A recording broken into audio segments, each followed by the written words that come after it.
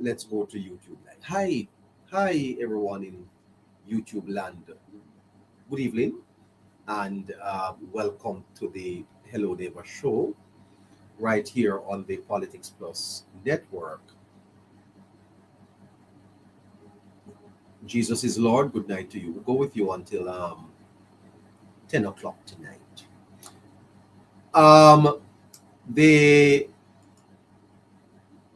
judiciary is reminding the motorists that there is a 2-day traffic ticket exercise in Kingston, Wednesday, July 8th and Thursday, July 9th at the National Arena.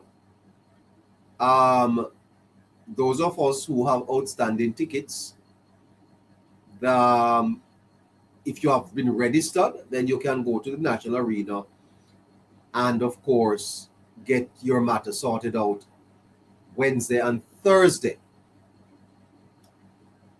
There are some other issues. The leader of the opposition, Mr. Mark Golding, is claiming that the Prime Minister has not removed Dr. Wheatley because the Prime Minister has matters to be dealt with himself. The opposition leader is also suggesting that there are other members of the Labour Party that are being investigated. How does Mr. Golding know that? Here is Mr. Golding addressing comrades at the Admiral Town Divisional Conference in Kingston on Sunday. The opposition leader. Right out, hoping that it will be a 9-day. The Prime Minister is trying to tough it out, trying to ride it out, hoping that it will be a 9-day wonder. Why is this, comrades? Well, it is because he knows that this is the first of several, and what happens in this case is going to influence what happens in the rest. Because he knows that this is the first of several. Is that true? First of several. Now, how is Mr. Golding aware of what is happening down at the IC? I don't understand. Boy, I tell you, the IC is set to have a press conference as soon as Mrs. Holness tables the report. Can't wait for it. What a press conference that is going to be. It's going to be the conference of the century. The opposition leader is saying that there are more to come. Anyway, the opposition leader is saying that he's going to continue to apply pressure. What we see is the Labour rights. Their tactic is to try and tie the matters up in court. But we will continue to apply the pressure. We will continue to bring this matter to the minds of the public on a constant basis. Because we know that what is going on is wrong. What is going on is not good for Jamaica. What we have is a corrupt regime holding power in Jamaica now, manifesting its corrupt practices and trying to cow down the people and distract the people in various ways, rather than ensuring accountability for their wrongdoings and making sure that the right thing is done. What we see is the Labour rights. You know, there are two words in Jamaica that needs to be defined.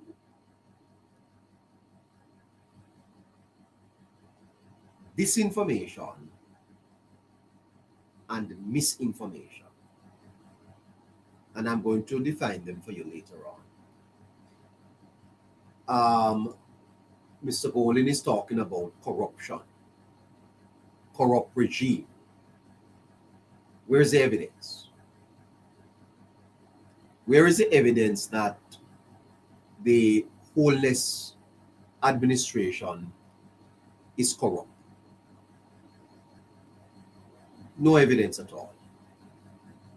And frankly, Mr. Golding continues to speak in a very irresponsible way to a set of people that themselves are irresponsible. Anyway, the opposition senator, Cleveland Tomlinson, young Cleveland Tomlinson, part of what is called the New Breed. New Breed Tomlinson has accused the government of attempting to distract Jamaicans from the details surrounding the third country national deal with the United States. Here is New Breed Tomlinson speaking at the same conference on Sunday.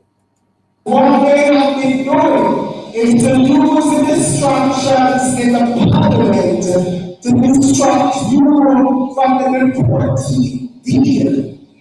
Now, Mr. Tomlinson is suggesting that the government is trying to distract the people of Jamaica from the deportee deal. Now, New Breed Tomlinson talking rubbish because clearly the distractions in the parliament are on the opposition benches. That is where the distraction is coming from, not from the government side. New Breed Tomlinson, you're talking nonsense. Young man, be careful. Don't ruin your political career when you see when you see a few people in front of your ear. Them say you're bright. Think about what you're saying. You're not making any sense. Listen to him. And we are saying we are done with the deporting deal yet. All right, you hear that? We're not done with the deportee deal yet. By the way, there are no deportee deal in Jamaica, you know. That coinage came out of the cleanup. By the way, I lost my manners. Let me pause a little and say good evening to my producer. Good evening, producer. Caroline, how are you? Hi, Ava. Good evening. Hi, how was your day? Not good at all, neighbor. Oh my God. You caught something. You just came back from the UK. I thought you'd be kicking and rearing to go. No, actually, I'm fine, neighbor. It's just that Saint had a heat stroke. Oh my God. I'm sorry to laugh. Yeah, well, the listeners don't know that Saint is your daughter's pet dog, eh? Right. Member of the family. Yes, he is, neighbor. How old is Saint? He's 3. 3 years old. Okay. Oh my goodness. Sorry about that. He went walking. Huh? He went walking, but it's because it's so hot. Uh-huh. He had a heat stroke, Oh. so he's being hospitalized. Oh my God. He rushed to the ER. Your dog is in the hospital. Yes, neighbor. Oh. My granddog. Oh my God, this is so funny. Well, big up yourself, Bessie. Well, let us pray for Saint and hope that Saint will be out. So you will have to go and look for him tonight. Yes, they're going to be keeping him for 2 days for observation. Oh my God. Well, he was given oxygen and now, what are you laughing about, neighbor? I hope your daughter is not hearing me laughing. you know, I tell you something. Here in Jamaica, we have not yet reached that point where where we see pets as part of the family. Listeners, Caroline's dog is in the hospital for 2 days, and he's getting what? Oxygen? Yeah, he had a heat stroke. Oh God, oh God. Have mercy, please. I beg you, Lord, have mercy. This is serious. Oh, It's extremely serious, neighbor, because now he's under observation to check to see if he has a blood clot. okay. Wow. Uh-huh. Yeah. Yes. So, Yes. Yeah, but yeah, let's hope for the best. Never heard about dog in hospital. I saw. I'm sorry if I sound insensitive. I really apologize. I every time I hear about Saint, I just am amazed. Anyway, get well soon. Get well, and I'm really sad to hear that, Caroline. I beg your pardon. Thank you very much. Yes. So you will you will be visiting with Saint tomorrow. Yes, neighbor. Oh my goodness. What do you take for a dog that is hospitalized?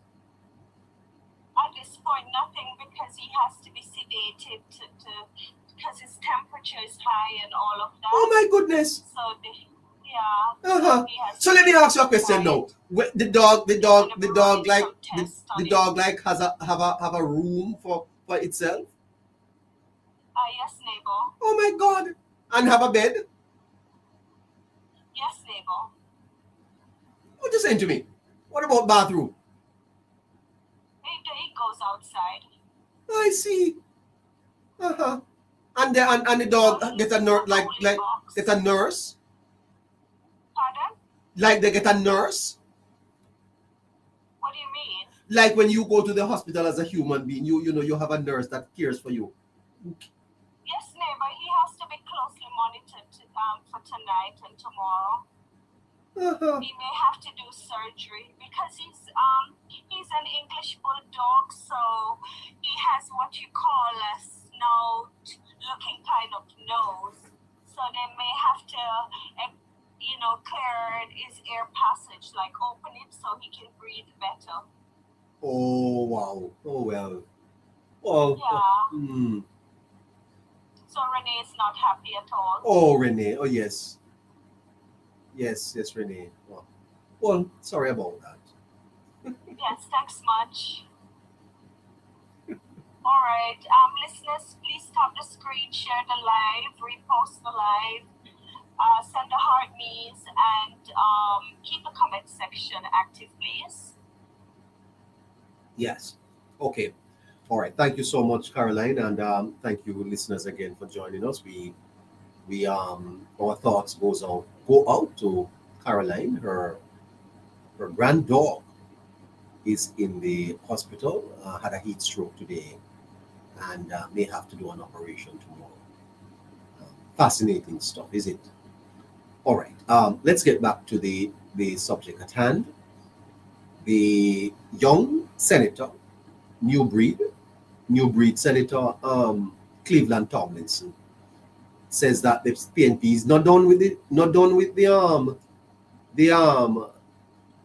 TCN deal yet. They're not done with it. What they have been doing is to use the structures in the parliament to. Sorry. Yes, I'm just asking the listeners, please, to tap on that icon at the top that says join and send the heart me's. Please, we need to get the heart me's. Thanks much. Thank you so much. Instruct you from the reporting deal. And we are saying we are done with the reporting deal yet. All right, that is new breed Tomlinson. We're not done with the deportee deal yet. I wonder what I mean by that. We're not done with the deportee deal yet. So we're not done with it. Huh? There is more to come, and the Andrew Holmes-led government. There is more to come. You know, Member of Parliament and Minister Audrey Marks gave an interview to GIS. And at the end of the interview, Audrey Marks was breaking down, crying. Audrey Marks is saying that she was offered $2 million to work in the United States, and she refused it to be here in Jamaica. And they are suggesting that Mrs. Marks sell out the country. Well, Cleveland Tomlinson is saying They're not done with the deportee deal yet. Fascinating stuff. Must come before the people of Jamaica and be honest with us about what they have signed to and what they have agreed with the United States government. Now, the Prime Minister, he has spoken on this. The Minister of Information, she has spoken on this. The Minister of National Security, he has spoken on this. And, very importantly, the MOU is available. The MOU is available not only to the PNP, but to the media. Do you want a copy of the MOU? You can get it. The MOU is no longer a secret. As a matter of fact, it was the MOU that was leaked to the Gleaner. The Gleaner had the MOU. So when the Gleaner was at the press conference asking the minister to release the MOU, the Gleaner had it. RJR have it. Dion Jackson Miller revealed that. Assad Sams, the MOU was leaked to the Gleaner. When I play Mrs. Audrey Marks' interview, you'll hear her saying that. Stop tell lies, so why can't we see it? Well, I can send you a copy of it, sir. The Gleaner have the MOU. Anyway, Newbury Tomlinson said that the PNP is not done with the TCN matter yet. And I suspect that we're going to hear more from the PNP on the matter of the TCN.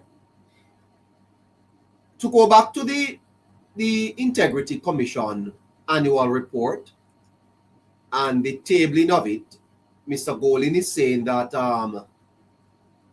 the Prime Minister cannot... And is now report... Hold on. The Prime Minister is not firing Dr. Wheatley because of the Prime Minister's own matter. Now, Mr. Golin, with the greatest of respect, has been disingenuous there, because the Prime Minister's matter and Dr. Wheatley's matter are two separate matters. But the Integrity Commission has tabled a report in the Parliament, and the Speaker, the Integrity Commission send the report to the Parliament and to the President of the Senate. Listen to Mr. Hughes on that matter. Of the Integrity Commission are now closely watched and the subject of public debate, because the reports speak to issues of corruption and is now a hot political potato. Okay, the report speaks to corruption. Now, does Mr. Hughes have a copy of the integrity report? Because the report was not tabled. It was sent to the Speaker and to the President of the Senate. The head of the Integrity Report Commission, is saying that the matters that are being taken to court will damage the reputation of the Integrity Commission. But this matter here is going to go very far. It goes to the heart of our democracy. Let us wheel up the tape and come again and go through it. Go ahead. Watched and the subject of public debate, because the reports speak to issues of corruption and is now a hot political potato. The report speaks to acts of corruption and is now a hot political potato. Has Mr. Hughes seen the report? Wow. Well, when you're in this business, you get all type of information. People push all type of thing under your door and send them to your email. What a, let me tell you something. We are in for amazing times. If you listen to Mr. Golding is suggesting that there are other people that are being investigated. And now Mr. Hughes is saying that the report, listen what him said, don't want to misquote him. Reports speak to issues. The report speaks to. No, the report can't speak to unless you have read it or seen it or you have been told what is in it. What is in the report? Stay tuned to the Hello Neighbour Show. Politics Plus Network. We're going to have breaking news. Go ahead, Hughes. Corruption and is now a hot political potato. Yeah, where the two political parties really are fighting over how the reports are to be handled, what actions are to be taken based on the findings. And as I said, it is now a closely watched affair whenever a report from the Integrity Commission is tabled. And frankly, there are some who strongly believe that the Integrity Commission's reporting is now being weaponized, has been weaponized politically, and it is a source of division in the country. Yeah, the country is really split over the work of the Integrity Commission. And so it appears in the news ever so often, as it is today, where the Speaker of the House, Juliet Holness, when asked by our news center to say when the annual report will be tabled, her response was, at the soonest possible time. She says the report will be tabled in keeping with Parliament's standing orders and the Integrity Commission Act, that's the law governing the work of the Integrity Commission. However, the Speaker would not be drawn on whether the document will be tabled today or at the next sitting of the Parliament. Neither would she comment about why the report was not tabled at last week's sitting of the House. Both the Speaker of the House and the President of the Senate have been consistent in saying that, listen, nothing under the Integrity Commission Act compels them to table any report, any document submitted to the Parliament within any time frame. All right. Let's leave that right there, because another parliamentarian is under Integrity Commission investigation for illicit enrichment. Here is the latest coming out of the Parliament. Another parliamentarian is under Integrity Commission investigation for illicit enrichment or false information. The report came out today. According to the annual report from the Commission, the number of parliamentarians referred for investigation over potential illicit enrichment has climbed to 15. 15. The information is contained in the report's matrix of statutory declarations, examination and outcomes, which tracks the Commission's work from April 2018 to the end of March. So 15 parliamentarians. It shows that 14 members of the House of Representatives have now been referred for investigation for potential illicit enrichment and or false information. That's one more than the 13 recorded in last year's report. The numbers of senators in that category is unchanged at 1. So 15 members of parliament, 1 senator. But the report does not name any of the officials involved.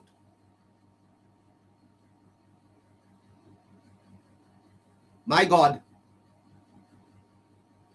My God.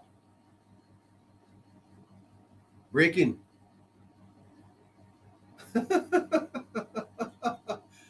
I tell you the truth, this is fascinating, you know. In the meantime, we're going to get back to that. In the meantime, the Integrity Commission is saying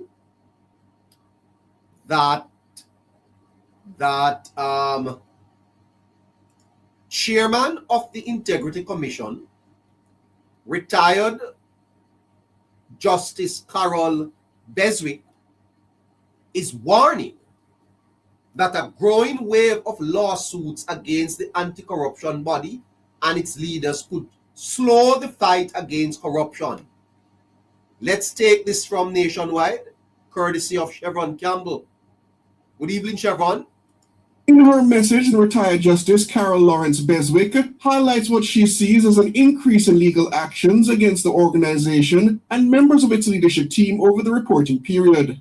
Justice Lawrence Beswick says the Commission respects the constitutional right of every individual to go to the courts and remains committed to honoring all judicial processes and determinations. But she cautions that the growing resort to litigation, whether intended or not, could impede the timely discharge of the Commission's responsibilities. She says defending legal proceedings ties up significant time, money, and institutional capacity that could otherwise go towards investigating and preventing corruption. The report does not name any individual, but the reporting period coincides with 2 high-profile legal challenges against the Commission and its officers. Prime Minister Dr. Andrew Holness is pursuing a Supreme Court judicial review of a Commission report into his statutory declarations. He is also challenging the constitutionality of the Integrity Commission Act and the illicit enrichment provision of the Corruption Prevention Act. Prime Minister Holness denies any wrongdoing. And Cabinet Minister Dr. Andrew Wheatley has also gone to court, seeking to overturn a Commission ruling tabled in June that he be charged with illicit enrichment and 3 related offenses. The Commission alleges Minister Wheatley holds assets disproportionate to his lawful earnings by about $164 million. It's a claim he rejects as patently false, inaccurate, and grossly misleading. A hearing on his application for leave to seek judicial review is set for later this month. Justice Lawrence Beswick says the courts play a vital role in upholding the rule of law and keeping public bodies within their legal authority. But according to her, it's equally important that the Commission's lawful work is not frustrated, delayed, or undermined by actions designed solely to discourage robust investigations or to stop the Commission carrying out its mandate. She says the Commission will continue to pursue that mandate, in her words, fairly, independently, and without fear or favor. Siobhan Campbell for Nationwide News. In her message, there you go. The asking everyone to tap the screen, share the live, repost close to life and send the heartbeats, please. There you go. Let's give you the breaking news. Another parliamentarian is under Integrity Commission investigation for illicit enrichment. 15 parliamentarians. What a bam bam. The information came out this evening that 14 members of the House of Representatives have been referred for investigation for potential illicit enrichment. That's a massive story, guys. Question: are all these members of the Labour Party?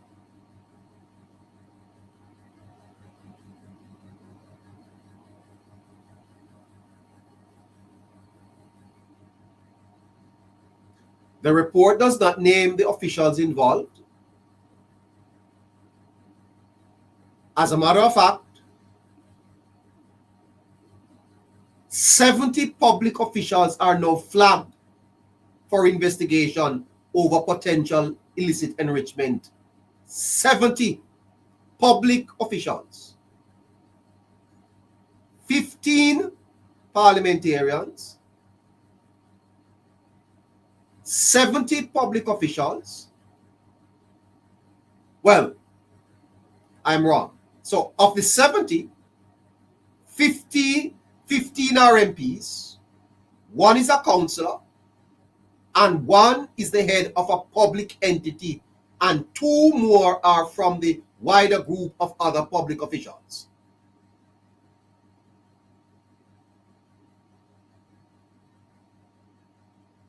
The IC says that it has completed more than 20,000 examinations, and out of that, 70 public officials have been flagged. Fascinating stuff coming out of the Integrity Commission. It's going to be a very, very interesting time going forward with all of this. Jamaica is to provide humanitarian aid to earthquake-hit Venezuela. More than 3,000 people have died. The search is continuing. Many displaced families over there in Venezuela. Very, very sad news coming out of Venezuela. We hope that help can reach them as quickly as possible. But that's great that Jamaica is responding to the Venezuelans in this way. Back to TCN. Opposition Senator Cleveland Tomlinson says the People's National Party is not finished scrutinizing the government's controversial third country national arrangement with the United States. Warning that, listen to this, there is more to come. The PNP saying there is more to come. The agreement has sparked political controversy following reports that Jamaica has signed an MOU with the United States to facilitate the transfer of third country nationals to the island. Cabinet Minister Audrey Marks has denied that she proposed the controversial deal under which Jamaica would receive up to 10,000 TCNs from the United States.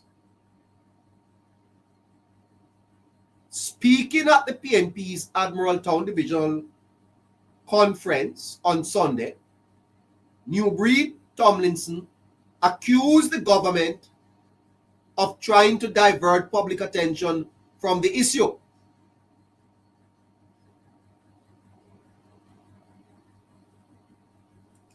Here is the Prime Minister speaking about the TCN in an interview with Cliff Hughes on Nationwide. And then I have an official visit to Guyana.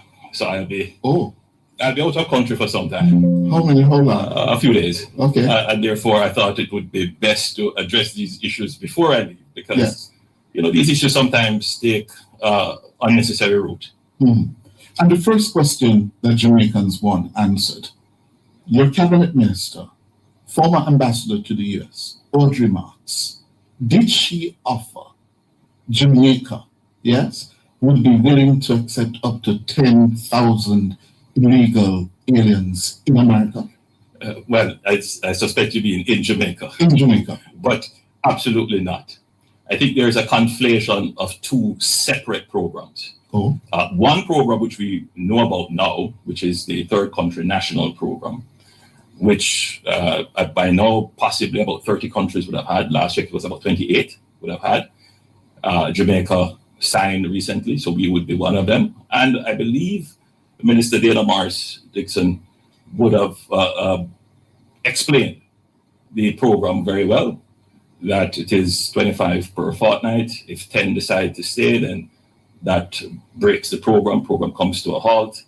That the International Organization for Migration will assist in managing the program. The details, the logistics have not yet been worked out, and so the operational details are still being negotiated. So how did that issue of Minister Marks let me quickly a diplomatic note? Let me quickly. All right. Before we continue with the Prime Minister, let me give you a breakdown of how this matter came to public light. And I want you to bear in mind that the Gleaner have the MOU. Other members of the media have seen the MOU. The MOU is available. We want to separate the facts from the fiction. First of all, what does TCN means?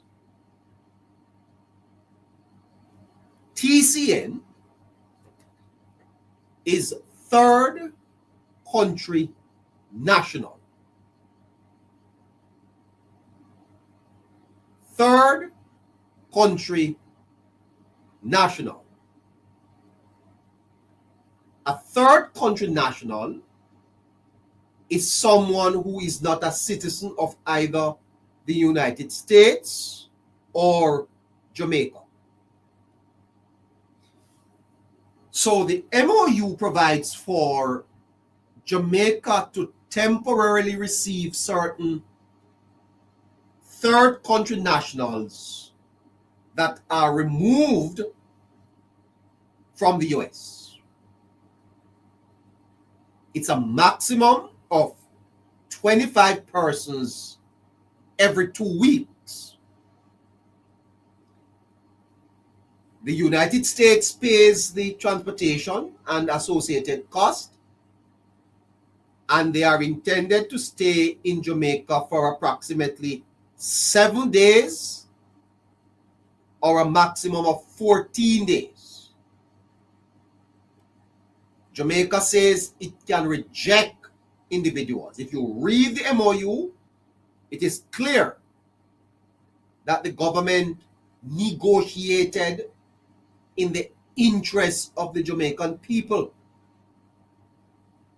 On June 17, the Gleaner broke the story. Before that, we never had any information about TCNs.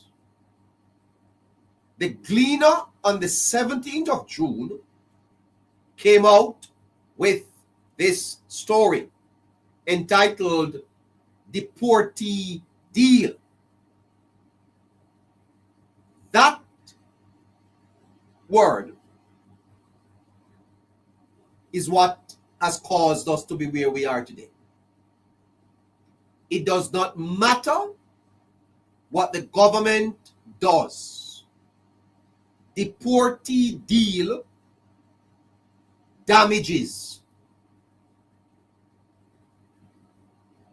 Deportee deal did the damage. That report came out on the 17th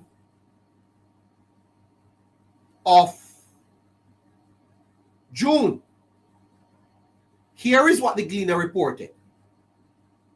Kingston and Washington are expected to begin talks on an agreement first pitched by a senior government official that could see the island accepting up to 10,000 non-Jamaicans being deported from the United States. The Gleaner had the MOU. A document from the United States Embassy in Kingston. Hear it now. Seen by the Gleaner, outlines the operational framework for the proposed third country nationals agreement, which has triggered controversy in several countries that have entered into similar arrangements with Washington. The Gleaner, having put out that story on the Tuesday, the Minister of National Security had a press conference on the Wednesday. Here is what the minister said based on TVJ. Still taking place. Chief among the issue is National Security Minister Dr. Horace Chang has sought to provide more details on the third country national arrangement with the United States of America. But as we hear in this report, an MOU has been signed to accept non-nationals, but logistics and security issues are two challenges that are impacting the start of the program. The Minister of National Security, Dr. Horace Chang, says the government was not pressured in any way by Washington to accept third country nationals, TCNs. He said the government was approached by the United States government as part of their growing migration crisis. And as an ally of the country, Cabinet, led by Prime Minister Dr. Andrew Holness, accepted. The TCN is an American request. They have done so with several allies across the region and throughout the world. By the way, you see, if the government had ever misspoke, the Gleaner is really, let me tell you this. The Gleaner had the MOU.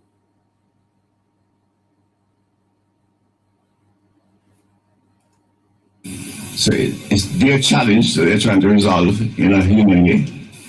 They are friends and they're seeking assistance to resolve the problem.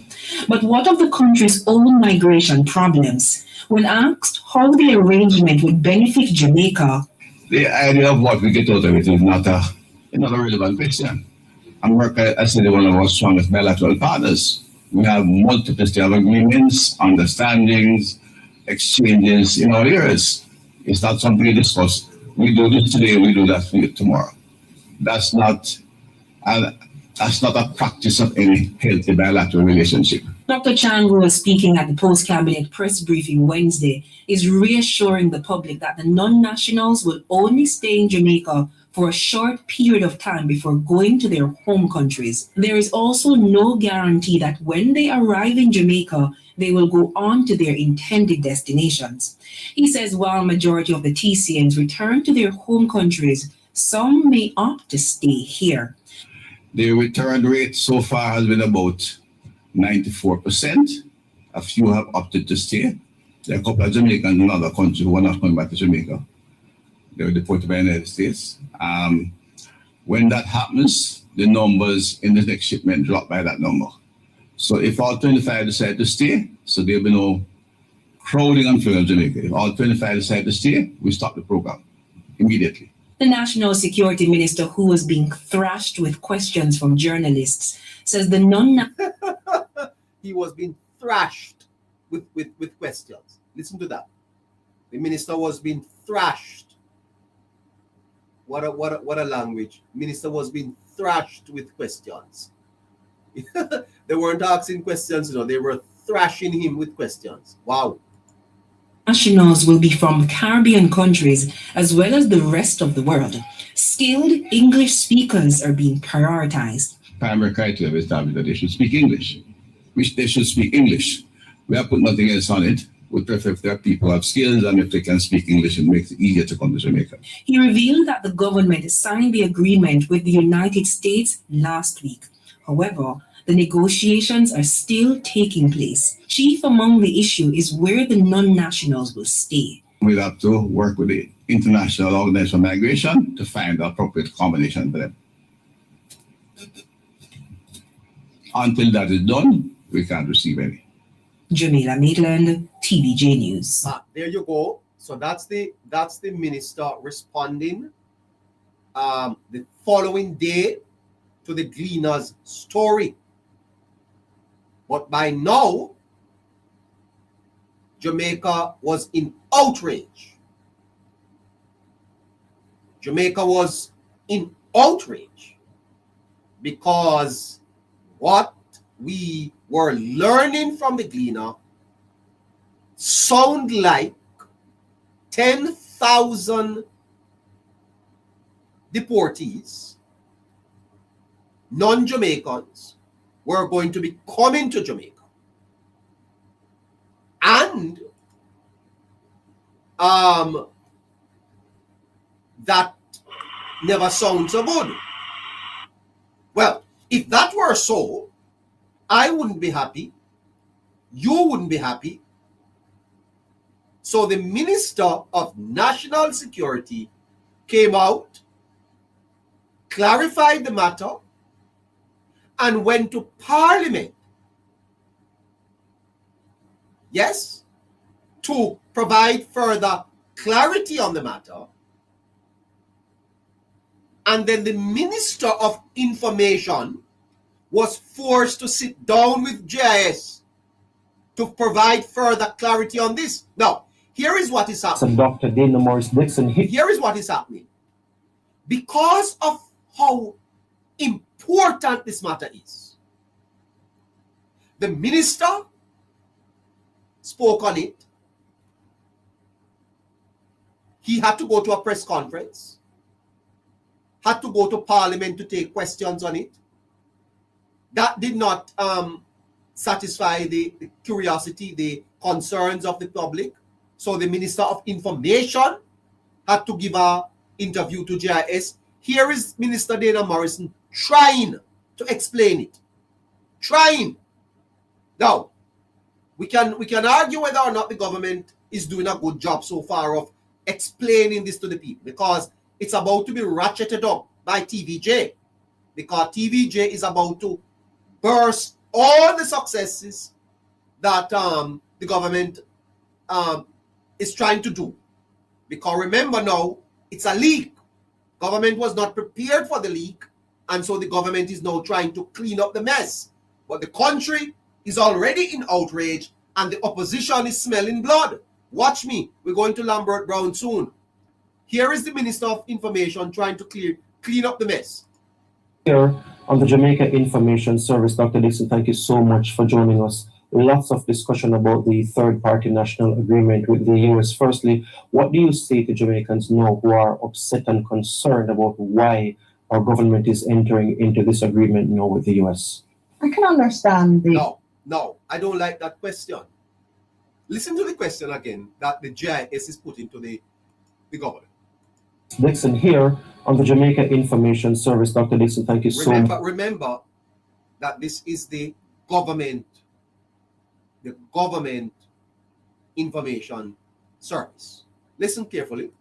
Much for joining us. Lots of discussion about the third-party national agreement with the U.S. Firstly, what do you say to Jamaicans now who are upset and concerned about why our government is entering into this agreement now with the U.S.? I can understand the concern, and especially given how the news broke. It broke with this 10,000 number, and I can see any Jamaican being alarmed when they hear a number like 10,000. So I understand the sentiments, but I say to every Jamaican that as a government, we've always been very transparent. We've always acted in the interest of Jamaica and Jamaicans. And this is... By the way, let me tell you how the government works. The portfolio ministers speak on matters relating to their subject area. When a minister of information is forced to come out, you know that the story big. And when the prime minister have to come out after the minister of information, in other words, the portfolio minister spoke, the country is still up in arms. The information minister comes out, the country is still up in arms. The prime minister comes out, and the country still not satisfied. Now you tell me what the government is going to do. When an information minister come out, you know that the story is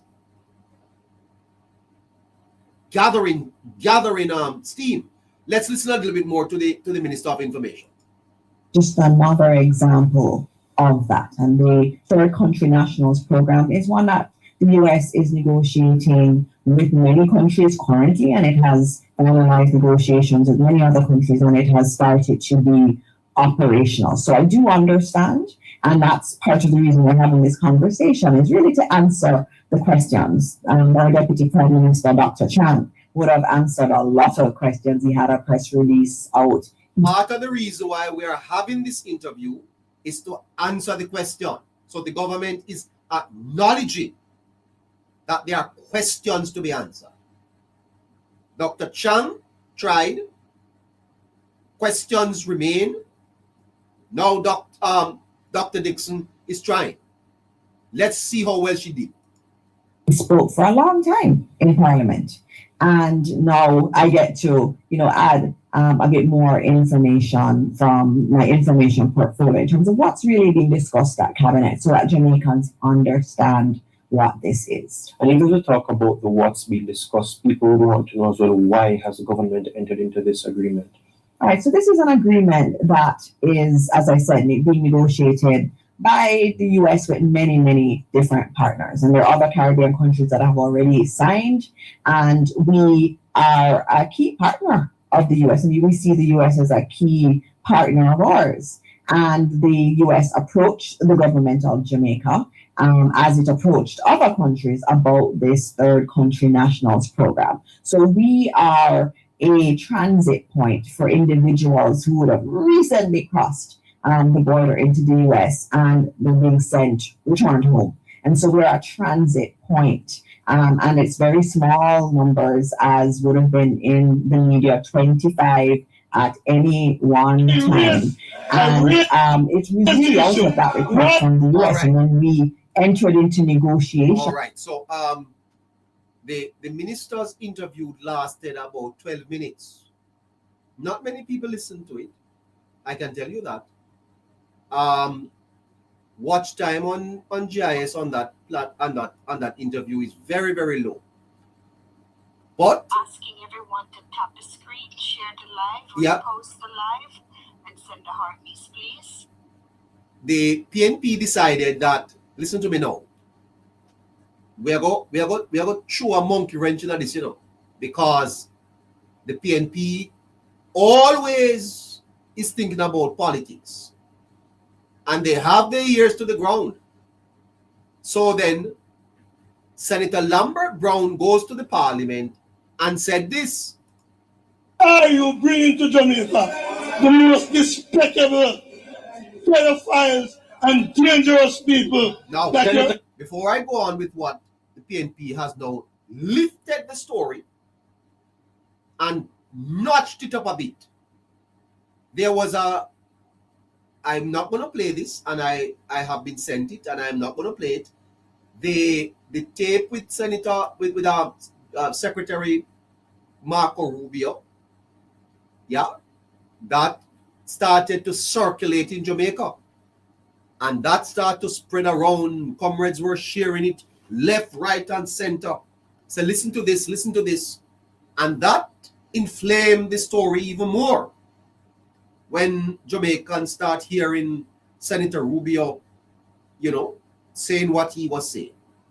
Lambert Brown, government senator, not acting on his own, goes to the parliament and made these crazy issue. Why are you bringing to Jamaica the most despicable, pedophiles, and dangerous people?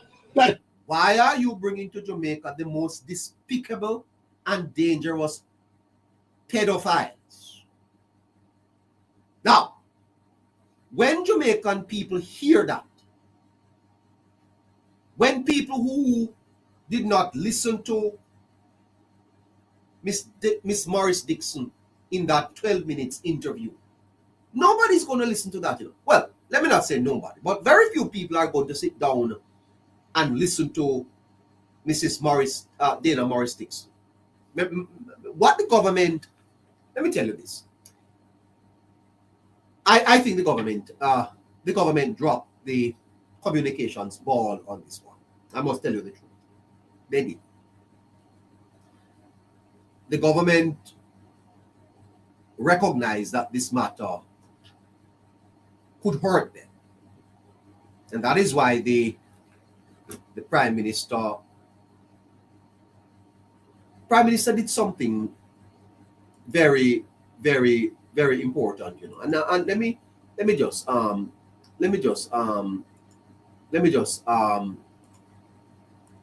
play that for you, because you see, there is something about communications that I think need to be said about how you communicate with Jamaicans. There is a well, maybe there are layers.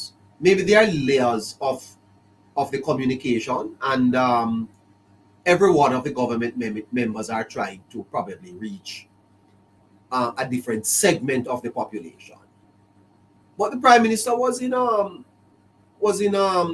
Portland, and a lady approached her so far, right? Because the agreement has not been operationalized. We don't work out the terms. And nobody has come to Jamaica under the agreement so far, right? Because the agreement has not been operationalized. We don't work out the terms, where they're going to stay, and all of those things. Those things not worked out yet. We are in negotiations with it, but it's not worked out yet. Okay. All right? So rest assured. Thanks, man. All right? We can't work so hard to bring the crime rate down. Sometimes we must think. Yeah. And nobody... The Prime Minister have him hand in name. We must think. Obviously, the Prime Minister is frustrated now because the Prime Minister realized that the disinformation and misinformation train is running faster than his government is able to correct. Right? Yes, sir. All right, good. Okay. And nobody has come to Jamaica under the agreement so far, right? Because the agreement has not been operationalized. We don't work out the terms, where they're going to stay, and all of those things. Those things not worked out yet. We are in negotiations with it, but it's not worked out yet. Okay. All right? So rest assured. Thanks, man. All right? We can't work so hard to bring the crime rate down. Sometimes we must think. Yeah. All right? There you go. We can't work so hard to bring the crime rate down. We must think. That's the Prime Minister of Jamaica. Obviously, a bit of frustration from the Prime Minister with what is happening, because the Prime Minister realized there that the matter is taking root in Jamaica. Well, are you bringing to Jamaica the most despicable, pedophiles, and dangerous people that your MOU has brought?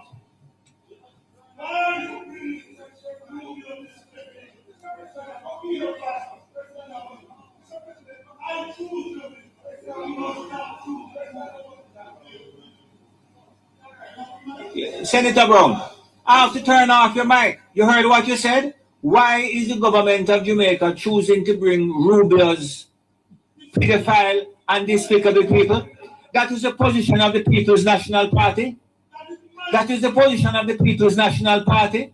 Well, if that is the position, I want you to state on the record that that is the position of the People's National Party. That the Jamaica Labour Party government is bowing to Rubio to bring pedophiles and criminals to Jamaica. Let the record show that that is the position of the people. Well, the PNP was not done yet because K. Osborne decided that they were going to bring to Crossroad a protest, and this was the reason why they went to Crossroad. And guess what? The leader of the opposition joined in the protest. Other members of the party joined the protest, and Mr. Golding spoke at the protest too. Here is what he had to say. I'm here in Crossroads just to lend support to the demonstration that has been promoted by the civil society groups that came on board together to protest some of the things going on in the country. You know, the way in which the government has approached this third country national deportee situation, the government's lack of transparency and... No, where is the lack of transparency? The minister spoke on it. The information minister spoke on it. The prime minister spoke on it. And Mr. Golding have access to the MOU. So how is Mr. Golding talking about lack of transparency? Now, when an opposition leader pitches the narrative like that, what he is saying to his supporters is that the government is hiding something. Lack of transparency means that they have not been honest. They have not been open. They have not been open about it.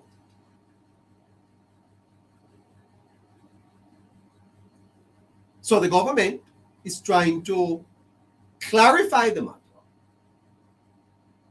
But the opposition and their surrogates are saying there's a lack of transparency. Well, just to lend support to the demonstration that has been promoted by... Now, that did not end there, because even after that, the Gleaner published a diplomatic note, and the note reportedly said that Audrey Marks was the minister that proposed the TCN arrangement.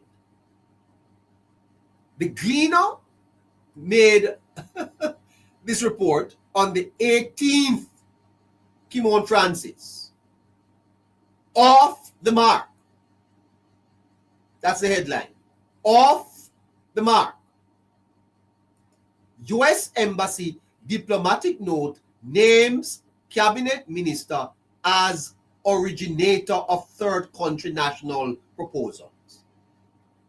Now Mrs. Marks has found herself in quite a situation. And Mrs. Marks had to give an interview to the GIS, which I want to play a bit of it for you, because I tell you, it's very, very sad to listen to Mrs. Marks speaking to the GIS. Listen to Mrs. Marks as she is about to cry. The lady is almost breaking down in tears. Listen carefully to Mrs. Marks. Hello and welcome to another ministerial update here on the GIS. Today we're speaking with Ambassador Audrey Marks. She is the Minister with responsibility for efficiency, innovation and digital transformation in the Office of the Prime Minister. Recent media reports have suggested that she made a proposal to the US government about a third country national program, which is the subject of a Memorandum of Understanding with the US government. She joins us now to answer some of the concerns raised in the public domain. Now, I want you to note, Minister Chang had to speak on this. The Minister of Information had to speak on it. The Prime Minister had to speak on it. The matter went to Parliament. It went to the Senate. And now, Audrey Marks had to come out to speak on this matter also. Whatever you want to think about whatever else is happening in Jamaica, and there's a lot happening in Jamaica, this TCN arrangement is a massive story. Listen to Minister Marks. Ambassador Marks, thank you for joining us. Firstly, why have you decided to speak out on this issue? Well, as you know, and I've been hearing that I've not addressed this matter earlier. How the government works is that the line ministers and the information minister will respond to issues of national importance. So if you notice, it will have been the Ministry of Foreign Affairs and the Minister of Foreign Affairs, the Ministry of National Security and Peace and the Minister of National Security and Peace, and the Information Minister. They will deal with any matter of national importance in addressing the nation. And that's the process that started and got to a certain point. I was away last week. But So then, Minister Marks is saying that although Chang, Maurice Dixon, and the Prime Minister addressed this matter, it's still, the people still not satisfied.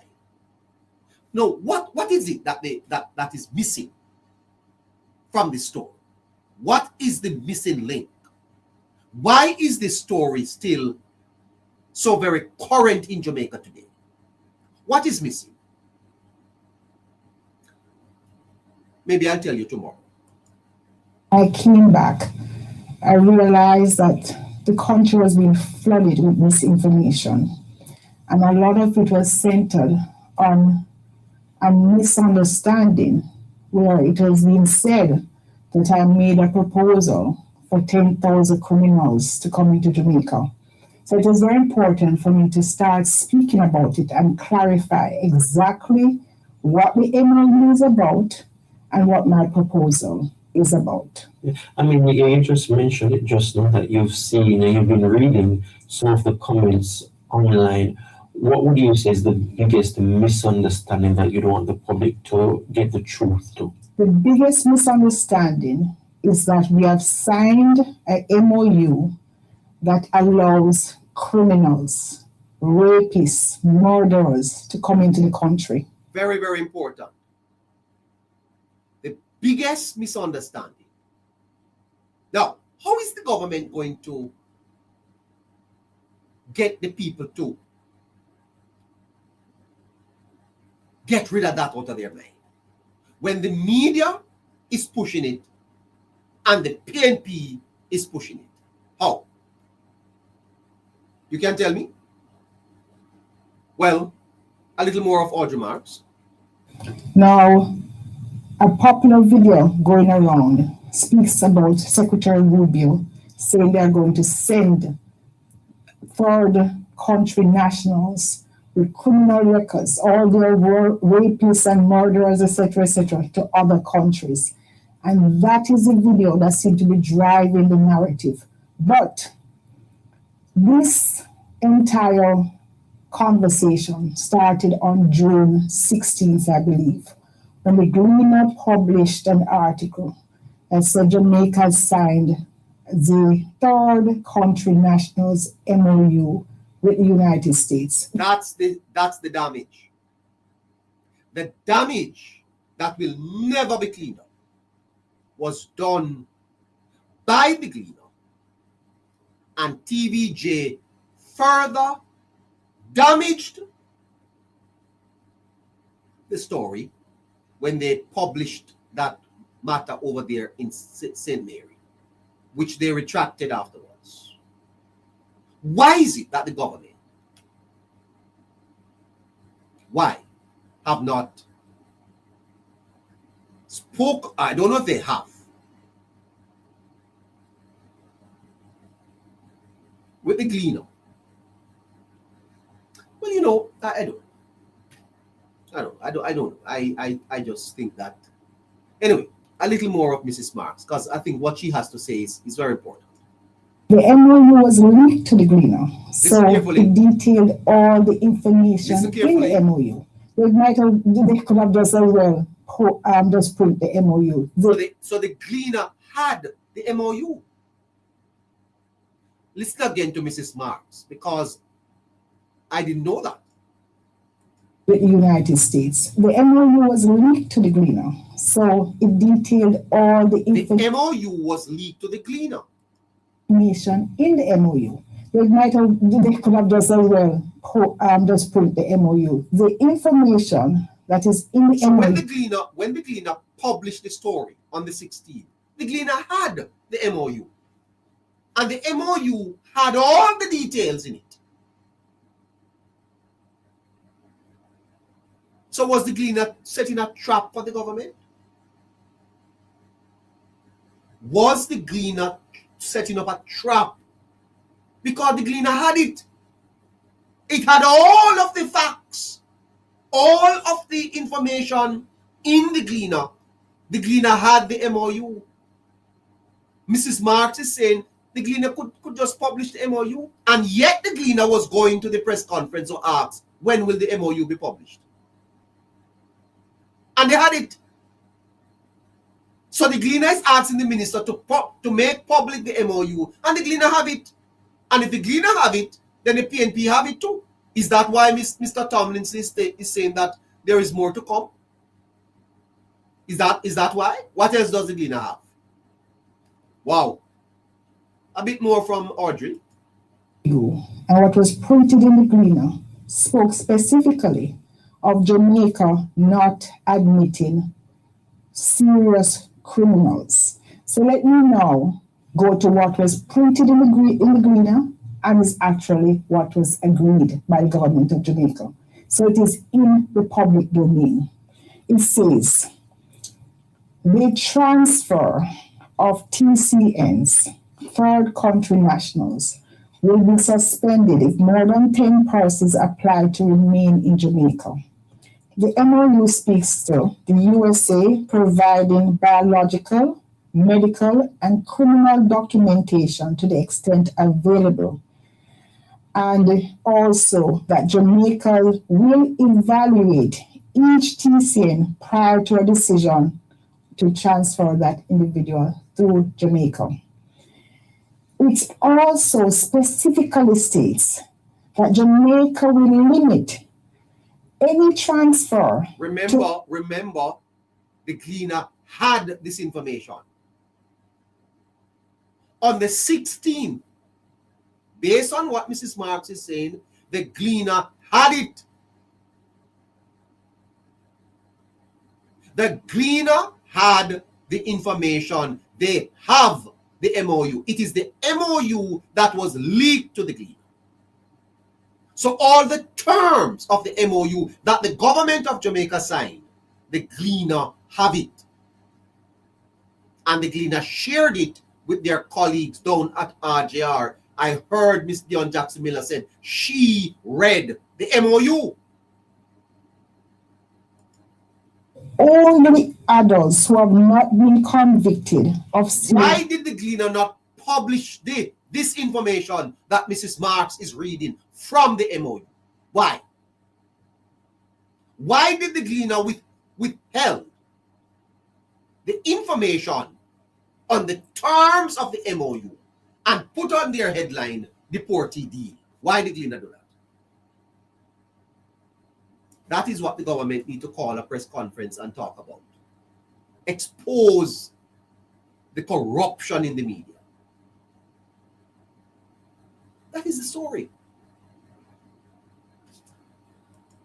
There's criminal offenses, and it's so serious because they would have a criminal offense already. That is immigration violation. And many of us, we know many relatives who went to the USA, run off or overstay. If they are caught, that's a criminal violation in terms of immigration violation. But serious criminal violations would be like rapes, murders, all the things that government is being accused of allowing into the country. That is specifically. And remember this, it's almost like the Gleaner is working with the PNP. Because if the Gleaner have the information, how did Mr. Lambert Brown go down at the parliament to say that? He would have it too. It would be available to the PNP. Come talk to me. This is a disgrace, you know. It's almost treasonous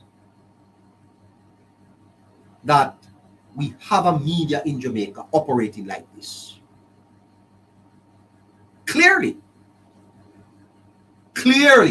they were trying to trap the government into something. It's a good thing. And this is why we know that the government is speaking the truth. It is why we now know that the government is speaking the truth. Because if the government did ever lie,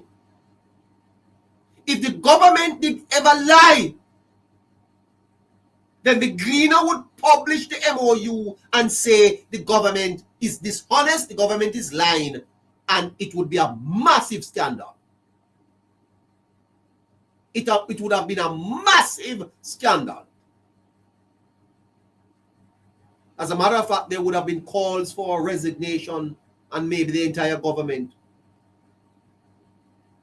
Because the Gleaner put out the information, it had the MOU, it doesn't publish the MOU, but then it goes to ask the government, when is it going to publish the MOU? And you have it.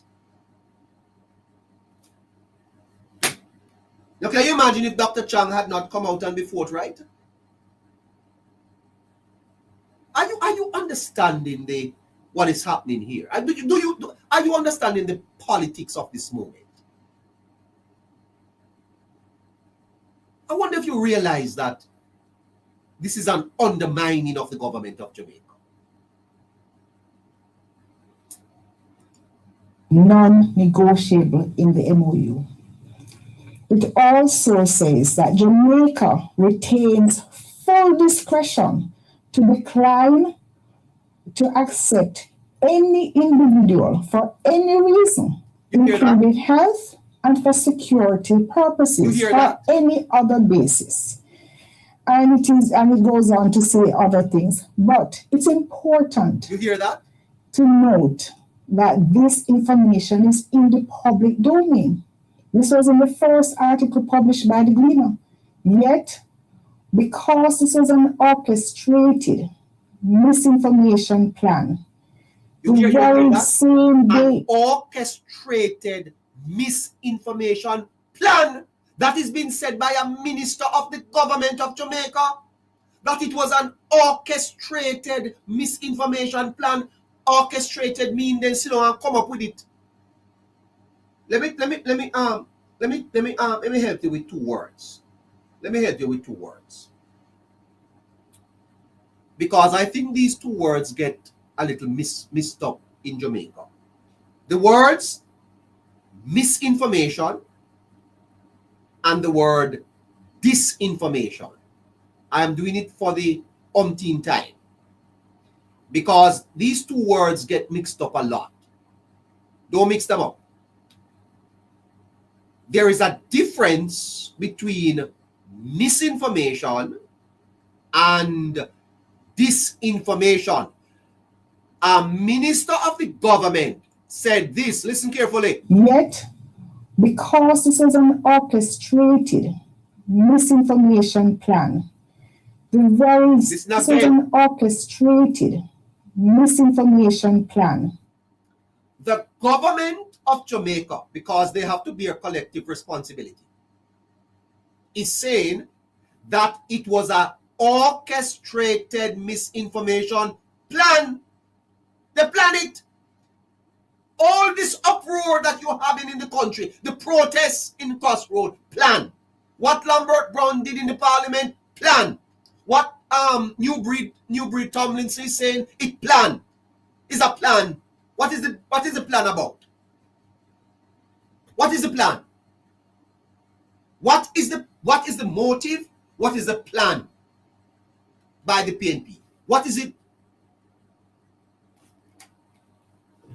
You can draw your own conclusions. I will not. I am only giving you the facts, and I want you to walk away from this program and understand that the story of TCN, it's one of the worst things that has been done to this country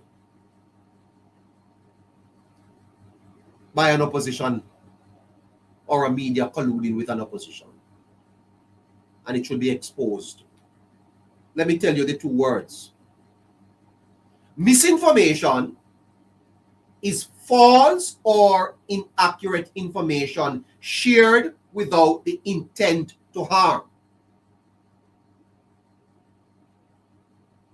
So when you give misinformation, you do not intend to harm. The key thing that you need to understand about misinformation is that it was a mistake. Did the Gleaner make a mistake?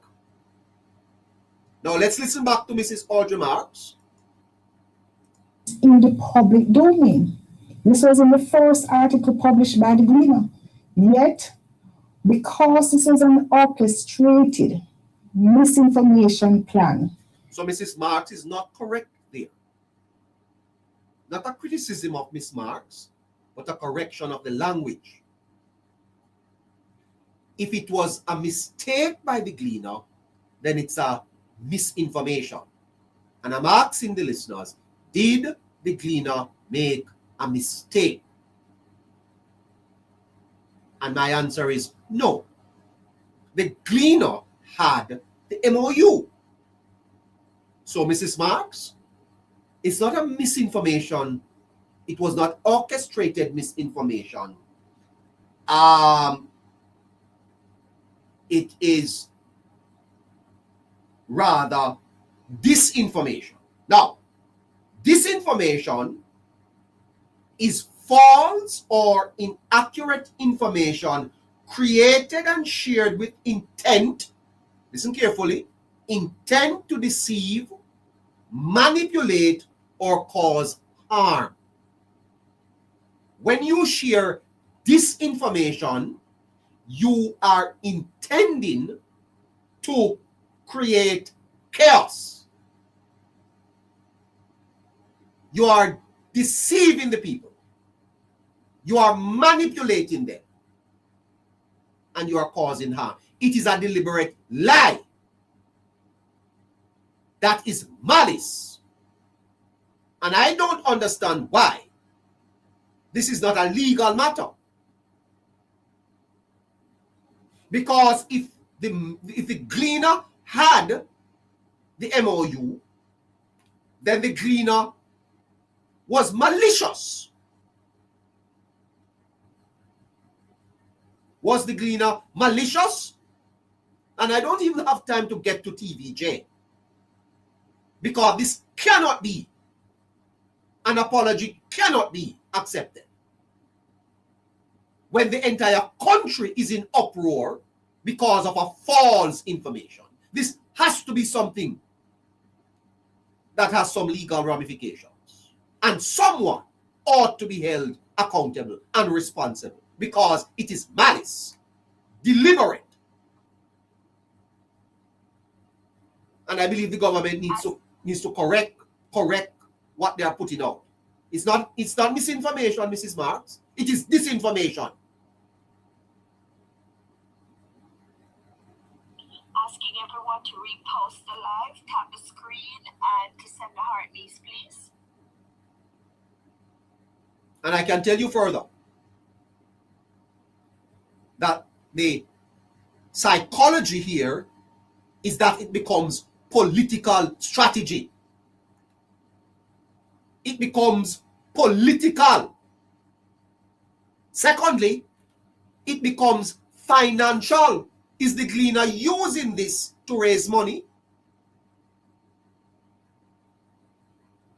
Because when you publicize that story and the story goes viral, the paper make money. It is not only political, it is financial. Are you telling me that the Gleaner deliberately misled Jamaicans to prop up its coffers? Wow. What a shocking story.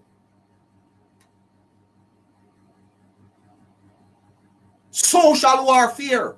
Why were the people in Crossroads? It's because of this story. Gleaner make money out of this, you know. Gleaner make money out of this, you know. The goal of disinformation is to divide the country, to make the country be in uproar. Let Mark Golding put on yellow shirt.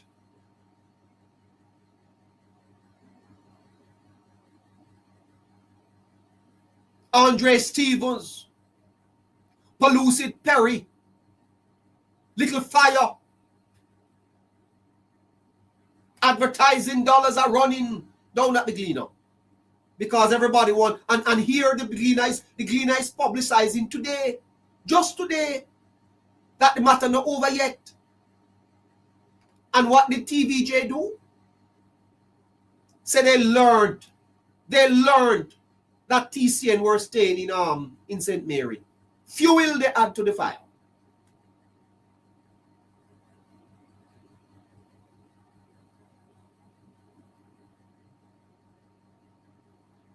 Our job here is to give you the information. Don't make that mistake. It is disinformation. Little bit more of Audrey Marks before we go to our analysts. The very same day and in the continuing days, what we have seen pushed from various bloggers, YouTubers, all kinds of persons, third country nationals MOU with the United States to take criminals into Jamaica. You hear that? The bloggers now start to push it and they start to share it. They start to share a lie maliciously. And they should be investigated. I think it's a crime. I think it is a crime. I think that this matter is a crime. Someone committed a crime.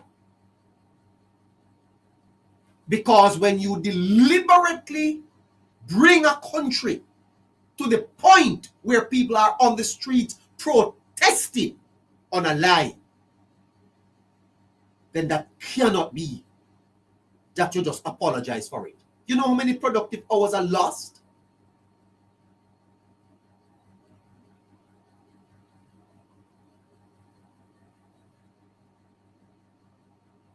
But, you know, alas, we are where we are. So that is not so. And that's the first thing we must clarify and put an end to. You've said, though, that you did, in fact, make a proposal to the United States asked for a meeting to discuss the third country national. You have the cover document, and then you have some appendix, some terms that will go with it. So, an offer. All right, listen.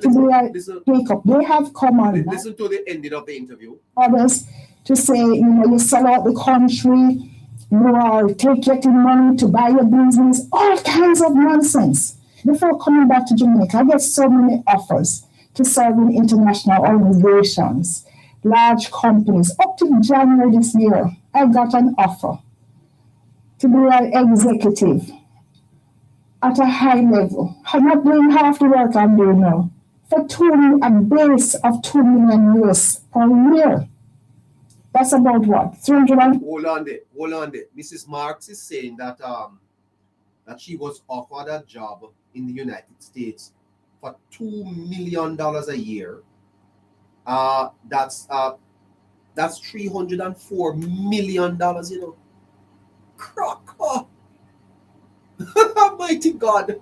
What is the minister's salary for the year? 304 million Jamaican dollars? And Mrs. Marks don't take it? Don't come now. Come. No, sir. This is $304 million. And Mrs. Marks, listeners, I tell you the truth. I don't know. Sometimes I wonder why Dr. Clark left. Why would Mrs. Marks? Mrs. Marks is an accomplished businesswoman, you know. And she turned down an offer for 304 million Jamaican dollars per year. Huh? To be doing this? At a high level. I'm not doing half the work I'm doing now. For a base of 2 million US per year. That's about what? 320 million? That's more than the President of the United States, you know. The President of the United States gets, I think, what, 200 and something. I'm not so sure, but for the 4 years. And the lady is turned on an offer for 304 million US. Rockstone. I'm not here working for money. I'm here doing national service. I'm not here working for money. Because if she wanted money, she would have accepted 304 million. How you spend off that amount of money per year? Wow. And if you cut this, my blood is black, green, and gold. So if someone like me can be accused of selling out the country, where are we going? Oh my God. Now she's breaking down. The former ambassador to the United States of Jamaica enter into representational. This is how wicked this thing is. And we don't understand how we destroy people. People who have a passion for their country. Let me tell you something. You know, say what you want about Bobby Pickersgill. Bobby Pickersgill said a peanut. You know, we quibble over $25 million a year. You know that there are some of these people in Parliament, like Mrs. Marks, she just tell you she could earn up to $304 million a year working, doing less work. And when you get your pay as a member of Parliament in Jamaica, you think you pocket all of it? Which member of Parliament pocket him salary? When every day people are turning up at your office, want medication, want chicken feed, want 2 sheets of zinc. And we try to destroy people who are here, trying to build our country. What a sad day. It's very, very sad to hear her so sad. Listen to her as we close. Working for money. I'm here doing national service. And if you cut this, my blood is black, green, and gold. So if someone like me can be accused of selling out the country, where are we going? This is not something that will displace Jamaicans, will take away jobs from Jamaicans. This is where we are doing a balancing. We're upskilling, we're lifting, we're expanding the economy. More Jamaicans will be employed. We're looking at opportunities abroad to get Jamaicans more exposed and more skills, but we also need to address this fundamental constraint to our economic growth agenda. What a sad, it's a sad note to end on. And I want to say this as I close. I make an appeal to Mr. Hall. Mr.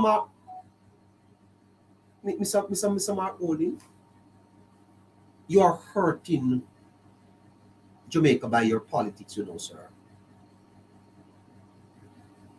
The politics of the PNP is hurting Jamaica, I don't know if many of the people of Jamaica realize that Golding's politics is hurting the country, Not good. Not good, Mr. Golding. Not good. Anyway, enough on that.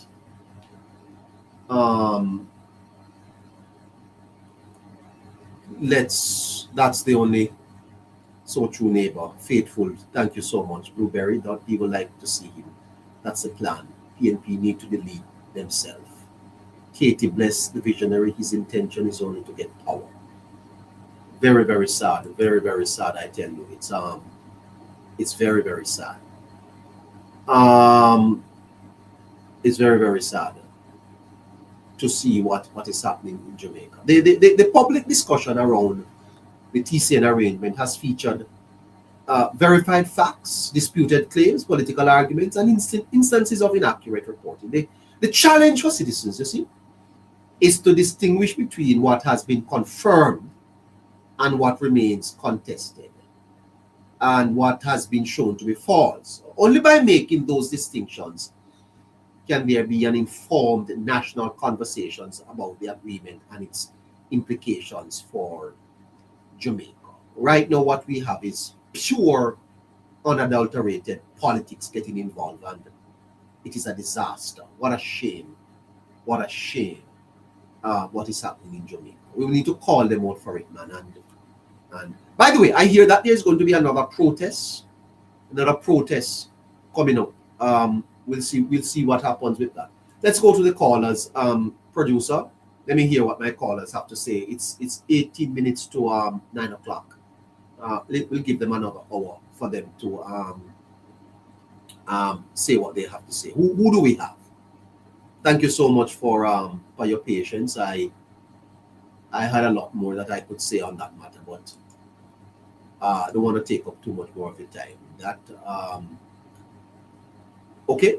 Who do we have? No one yet. Okay.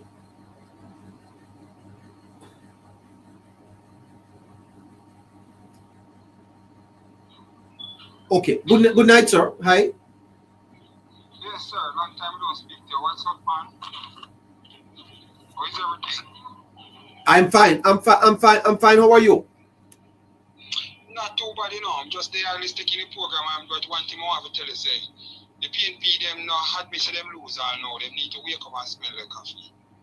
Somebody need to tell them that they lose. For me, that's it. Sort out your background for me. Sort out your background, please. You still hear the noise? Yeah, I'm hearing you a little better now. Go ahead. Yes. I said they don't feel as if they are lose. They still feel as if they are still in power. And they're hungry for power. So they will do anything to upset the government and to turn over the apple cart. That's exactly what they're trying to do. Yeah, but how much do we understand that this is really happening, sir? And what can we do about it? What can we do about it? Yes. We can just what we the people can do about it is to stand up more stronger and show them that they're nothing for anymore. You don't think we are doing sufficient of that? You don't think we are doing sufficient of that? Yes, but we can do more. The small amount of us that stand up, we just have to make up the number to a higher amount and just stand up. It's just as if a few of us, because all the other persons are busy doing other things like going to the work and other things. Because look at the protest. We see the protest, the one that before the election, and this one. There's some people who, just don't have anything to do to me. Because working class people not going out there. So they plan it, and they plan it some people like themselves who don't have anything to do. Hey, we are doing this time. Yeah, they already have it. So those are the people who I observe out there. Not working class people like me and you. Yes. Yeah, the ways. So the ways in the countries, what you call it, all the country would have people like them doing is to get up and plus plan process. It's not to do anything you call it positive. So the resource of the country, that's what they're using out there. Yeah. Well, I listened to the PNP on Sunday, sir, at that divisional conference, and they sounded like they had the election was going to be happening next month. No, I hear them in Crawford and a radio station said they're soon back in power. So they will soon be back in power? Yes. I want to see so.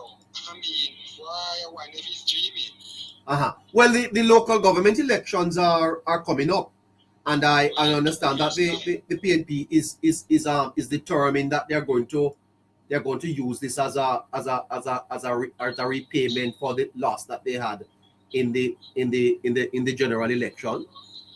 They're joking, man. They're joking. They're joking. It's not gonna happen. Right? They're joking. Yes. To them, and they feel like they're gonna be a snap election. To me, they feel like something like that gonna happen. So that's why you see they try and fire like that. Oh. Everywhere you look, you see Mark Golding's a fire. He's on Andrew back so much, I don't know what. Well, I don't know if he's on his back. I don't know that he can go on Mr. Holness's back. Well, I can understand. Yes. I can understand. And the weekly situation, you see how they're fighting it? Yes.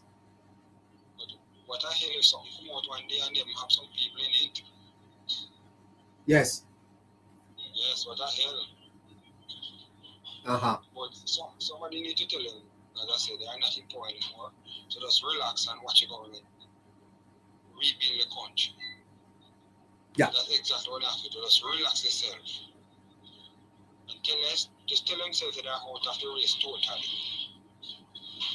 Right? They lose the race and then have no coming back. Okay, so. See what they want to do. They want to gang Jamaica, you know. That's what they want. They get in power to gang the country. And to send us back in the 80s and 90s. And it's not going to work. And we suffer for 18 years. And we say no more of that in the last election. So all I still have to do, just relax and watch it go and do its work. All right, man. Yeah, Thank you so much. Yeah, and before you go, I want to say hi to Jamaica girl. I don't hear her for this long this while. I'll just say hi to her. Okay, well, I hope she's listening. Yes. Hi, Jamaica girl, if you're listening. Your favorite friend, Kota Rowan, say hi. When are you going back overseas, sir? Hopefully the next season, which is next year. Okay. All right, man. Take care of yourself. Yes. And remember to hurry up because the taxi is out there waiting for you. Yes, 10 o'clock. Yes.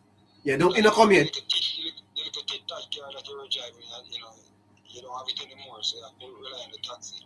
The little what? The little tit-tat car you say you did have. Oh. It brought long, sir? Yes, so you have to rely on the taxi. Yeah, taxi. Now him come in about 10 minutes to 10. Oh. So you know what, two Jordan man or 2 Guineas and you and them go and drink and reach down the road, man. That a who? The driver? Yeah, 2 Magnum. Well, sorry, beer. That's too light. Twist and drink that, man. Okay, well, yes. R2 Heineken. You know, Heineken a donkey pee as my grandfather would have said. Donkey pee? Yeah, my grandfather said it can't be a rich I bet. Oh my goodness. Well, I didn't know that, sir. Well, I see. Well, something strong, man. Yeah. Well, him always a listen, sir. So him know him always on time, you know. Always on time. Yes. Yes. For the Lord always on time. Yes, yes. Yes. You need to give me a ring. You need to give me a ring, you know, Kuta Johnson. You know me number? You know enough time I try. How you mean, man? You know enough time I try it. Yeah, man. Give me a ring. Give me a ring, man, okay? Okay, you're busy, you know. Well, yeah, I am, but I can talk to you. 876-858-9553. That's the one, you hear? Okay, then, all right. Yes. So, see you travel home. Yeah, man. Thank you. And we got the moderator there too. Oh, yes. Carolina. Yes, sir. She's doing a wonderful job. Well, I tell you. She's very active. She's very active. Active. Yes. Yes, she's active with you. Yes, man. Yes, she's an active lady. She don't sleep on the program at all. I tell you, boy, she's she active, eh? There's some fine people working with you. Me? Yes. I wonder how so. Yeah. Enough of time I even watch you on TikTok and see you go there, interact with the people and they welcome you. That is what? In the market, anywhere you go, I see you interacting with the people. Yes. Yes, on TikTok. Yes, sir. In the market, I see you go and I see the people that welcome you. Well, boy, I tell you, yes, I was over in Trelawney on Sunday and I just hear me name there's a call, neighbor. So you become a celebrity. Well, I don't know about that, but everywhere me go, me hear neighbor, me can't manage me here, sir. So you see what happened now? Your program outright, all there is a program. Is that so? And social. Yes, man, because when you listen to that one, them just step on the one thing every tea and they just chaka. Oh. No, well, I don't know about that. I wouldn't say then chaka, sir, but thank you. Yeah, but you didn't sing the chaka song at them, brother. At them, oh Lord. No, I don't know. I don't want to disrespect anybody, sir. Yeah. Oh my goodness. I lost him. Is he gone? No, he's gone. Oh, I'm sorry. Good evening to you, ABC Ultimate. Hi. Hey, good evening, everybody. Good evening, neighbor. How are you, man? How you doing? Doing wonderful, man. Well, thank you, sir. We are here tonight live and in living color. Yes. And we we will have service for the rest of this month. Thank God. All right. So you can look forward to the thank you, sir, for responding to the plea we made last night. Thank you. Oh, absolutely, man. Yeah. Always, you know, I came across the program and love it. When did you find us? Over the last 2.5, 3 weeks. What you saying to me? And you have been on TikTok all this time? Well, I've had my TikTok page, but I haven't been very active on it. And since I'm with a new client now in New York, I've had some time to really, you know, be online. And well, welcome, sir. My moderator invited you, eh? Yes, she did. Yeah. Oh, what a wonderful lady. Yes, man. You know, I don't know what I would do without her, sir. Hey, listen, man. I can tell you, when you have a good team around you, yes, it allows you to shine. I don't know what I would do without her, sir. Yes. It's the same thing with me, you know. I'm all over the place. Yeah. My travel nurse. Yeah, my studio is in Florida, so I have to have a good team of people that, you know, is able to handle the operational side of things while I'm traveling and making money and building our empire. I work extra hard when she's here, though. I can tell you that. I wouldn't mind sometimes, but she keep my feet grounded and on the fire. Thank you, moderator. That's right. That's right. That's a bigger. Is a good woman, and me said I want to take her from me. Well, that's how it always go. You know, I tell you. But you know, sir, I tell you this. I know the best of the man in Jamaica. So tell them say try. Tell them say try. I know the best of your man, sir. When I go figure dash island powder. My gosh. But Yes. I don't think you have to worry about that. Don't worry about that. Yes. Miss Caroline knows that she good where she at, man. So don't worry about Okay. that. Yes, sir. Yeah. They sir. I heard that they're making our offers like that. Like they made Audrey Marks offer of 300 and odd million US. I hear that Caroline get a better offer, and she's thinking about it. Oh yeah. Yes. Oh man. But I'm gonna have to up my offer, sir. Okay. Okay. There Yeah. you go. There I go. Just make sure when you come to Florida, come to Ultimate Studio, man, you know leave her behind. Oh yeah. Oh well. Yes. Okay. All right. She's listening to you, sir. Anyway, let's get to what we're talking about. Ultimate. What are your views on this? The way the Gleaner and TVJ would have handled this TCN matter, because I think that's the story. You know? Yeah, because I was listening and I was rather shocked to learn just now from listening to you that the Gleaner had the MOU. Yes, they had it, sir.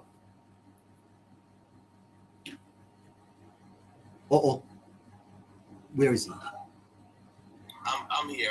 Okay. A call just came in and interrupted, so I just Yes, sir. So I was shocked to hear that they had that information and was still behaving how they're behaving, even though they had that information. Can you imagine? And if you have the MOU, why not publicize and tell the country what are the terms of the MOU? Right. You see, because it wouldn't fit their narrative. That is the reason why they might be about them a bail.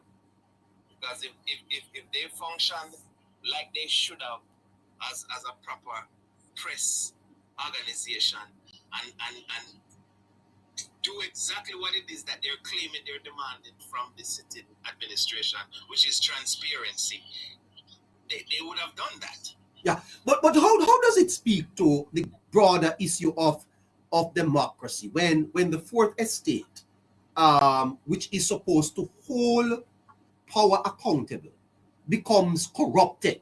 What does it say about the future of the democracy?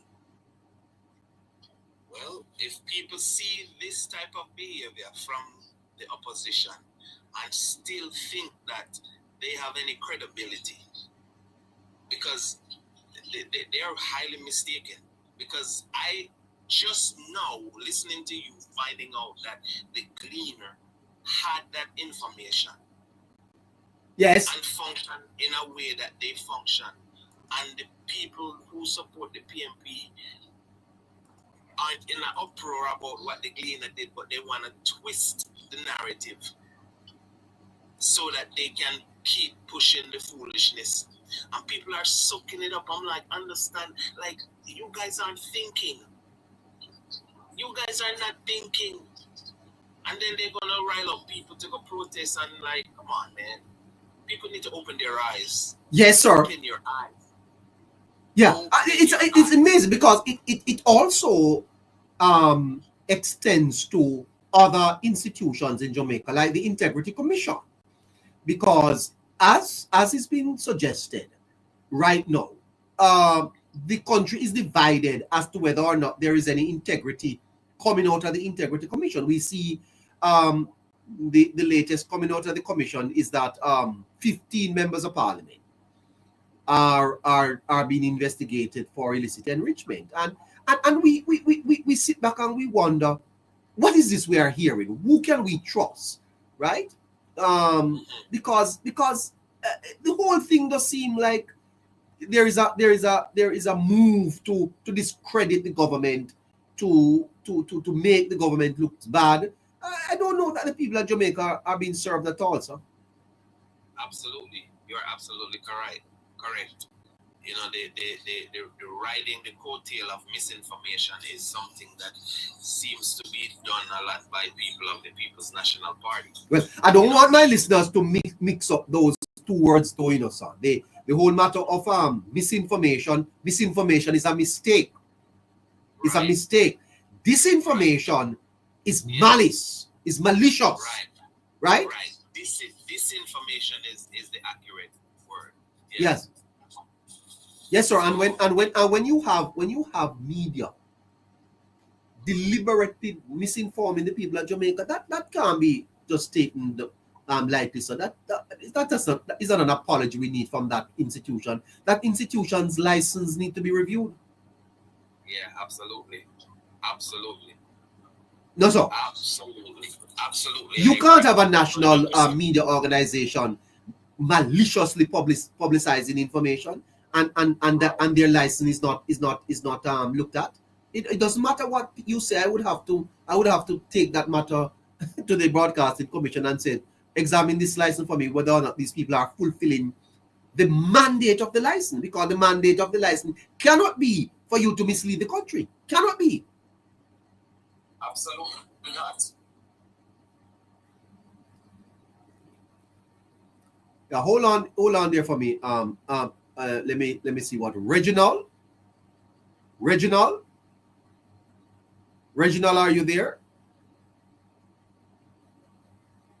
Next caller, Aiden, are you there, Aiden? No, Aiden, are you there? Okay, 1 minute after 9 o'clock. Of course, we go with you until 10. We're discussing the implications tonight of the TCN. Big story. We have lots of other things that we could cover, but we thought that we could go back to that story tonight. Let's okay, we have Astute Youth and we have Harry Henriquez with us. Let's start with Mr. Henriquez. Good night to you, Mr. Henriquez. Good night, neighbor. Good night, everybody. Hi. Harry, we are learning from let's play this. Hold on a little bit.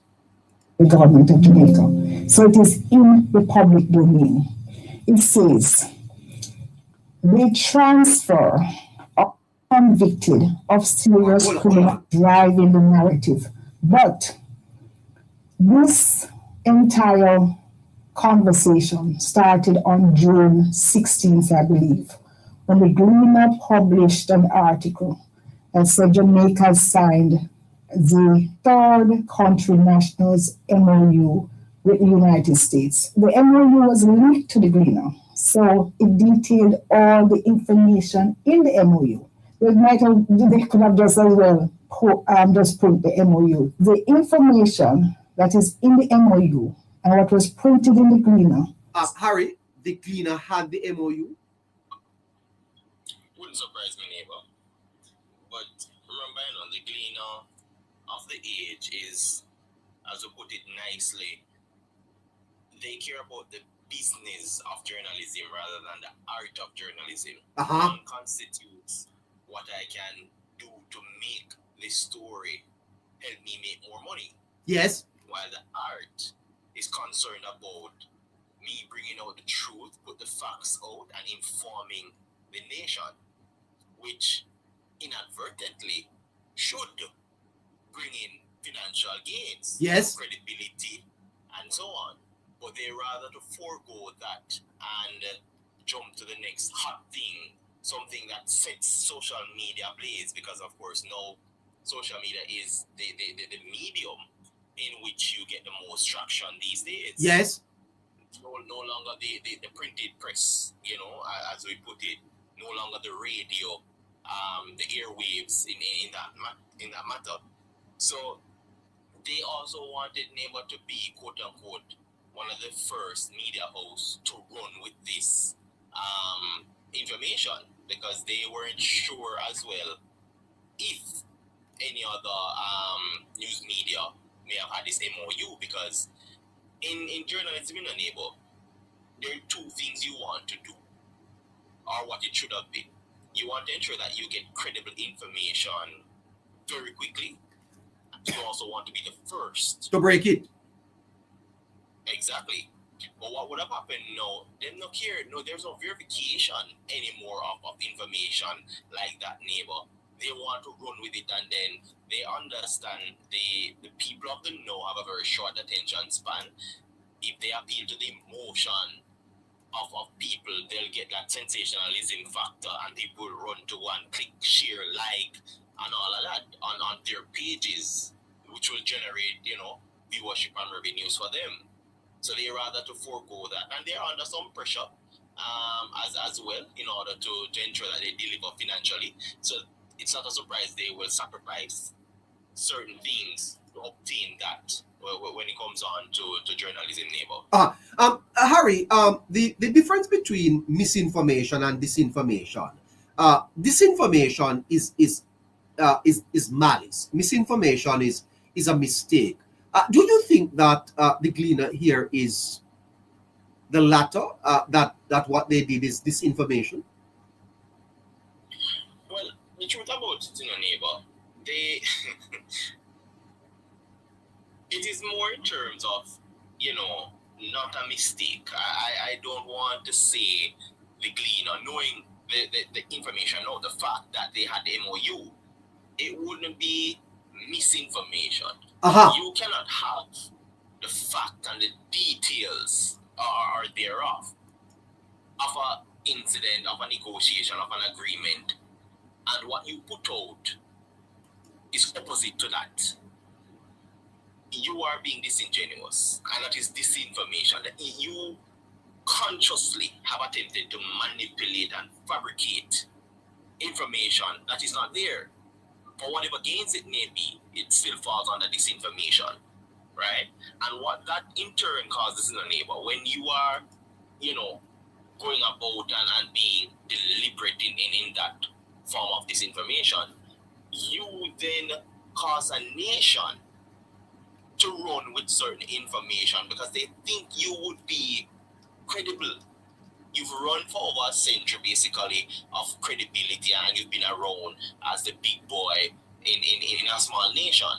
So you should be credible. But at the end of the day, through their disinformation and maliciousness, they've also caused misinformation when it circulates in the environment and in the social media space, because a lot of people run with information and provide false or inaccurate recollection of this MOU. Yeah. Okay. Astute, what's your take on it? Before I say that, the 10,000 number that they have, was that in the MOU? Well, remember that. Right. Right. So if that is the case, then it is clear. It is clear that it was the information presented was done so with malicious intent. Then naturally come over to trick people, and not only to trick them, to rile them up from an emotional place because they know how Jamaicans are. Jamaica, nobody now go fact check.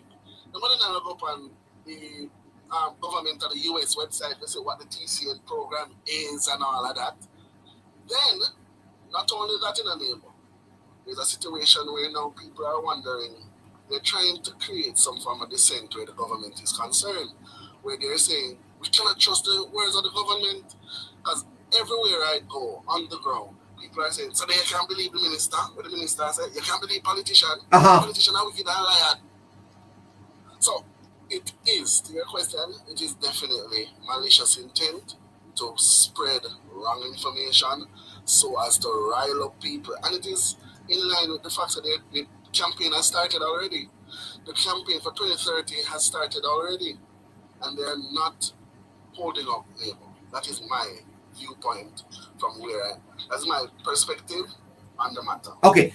Harry, do you think that the TCN matter can be put to rest now? The opposition today is suggesting that more is to come from the TCN. Do you think that it is basically a matter that can be put to rest now, or do you think there is more, as the PNP is suggesting? Well, I'll answer you this way, neighbor, in two parts. For critical thinkers, yes. For the rest of Jamaica, no. The ratio to critical thinkers to those who are not is probably 9-1, or probably 10-1 in Jamaica. Right? It is that bad. I tell you, I I don't praise, and a lot of people may want to come and give me stick for this, but I don't laud Jamaicans high in the critical thinking category. You don't rate them high at all, Harry?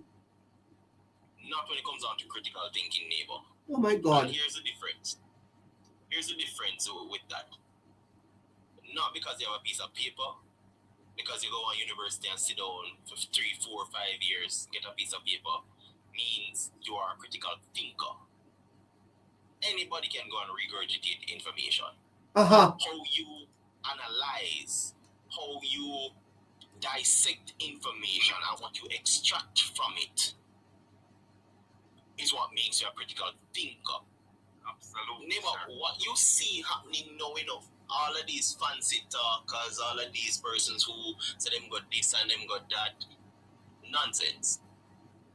Because the truth about it is that we had a problem in Jamaica where a lot of persons are considered highly educated, but aren't critical. They can't think critically. They can't. If you put them in an environment to be creative, you have a lot of sheep rather than persons being creative.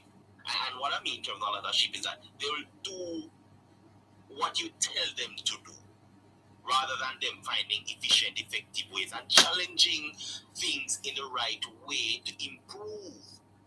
Is there a reason why we have a problem with process improvement in Jamaica and a neighbor? Yeah, is that the problem with the politics, Harry? And is that why the PNP remains subjectively relevant? Because the matter you are describing is so large in the country, and that is exploitive. They are, and I don't want us to leave it in the political arena either in a neighbor. It is the very reason as to why the Gleaner can do what they do. To a wide extent, the RJR communication group, they play on the ignorance of the nation. And if I want to throw it back in the political arena, remember it is the ignorance of Jamaicans that kept the People's National Party at the helm for so long. They know that is their strategy. They know that is their stronghold area. And they will always fight and play with it. Because like I said, I don't praise Jamaicans in the highest level for critical thinking. Right? And it is one. Yes, and I'm putting it to you that because if you look at Jamaica's politics, the politics remain competitive. And it is competitive even though, in my view, this government should have been able to dismiss the opposition long time based on its performance.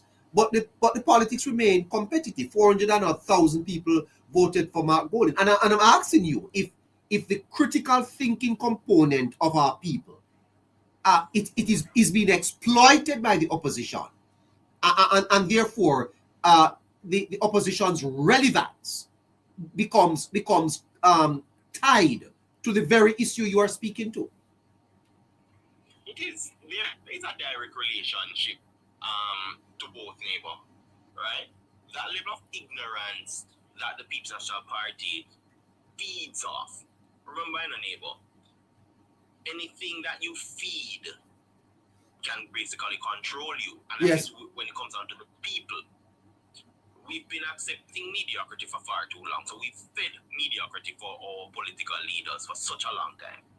They have then in turn realized that, so I can in turn now keep you in this way to ensure that I retain and maintain my position at the highest level. That's what we've gone through for a few decades, and it is something that they're trying to also re-institutionalize. Because make no mistake about this, this is something that has been challenged. The institutionalization of mediocrity and acceptance of mediocrity in neighbor has been Jamaica's downfall. And what we've seen is that mediocrity and institutionalization has been challenged heavily for the last decade. And many people will say, you're politicizing. Yes, because this is governance, and in governance there's politics. And when you look at what the numbers say, when you look at and do a psychoanalysis as to what is happening and what has transpired and what is being done now, you realize that is something we're also up against. And make no mistake whatsoever about it, neighbor. Until Jamaicans look within themselves and emancipate, they said it, but Marley song, emancipate yourself from mental slavery.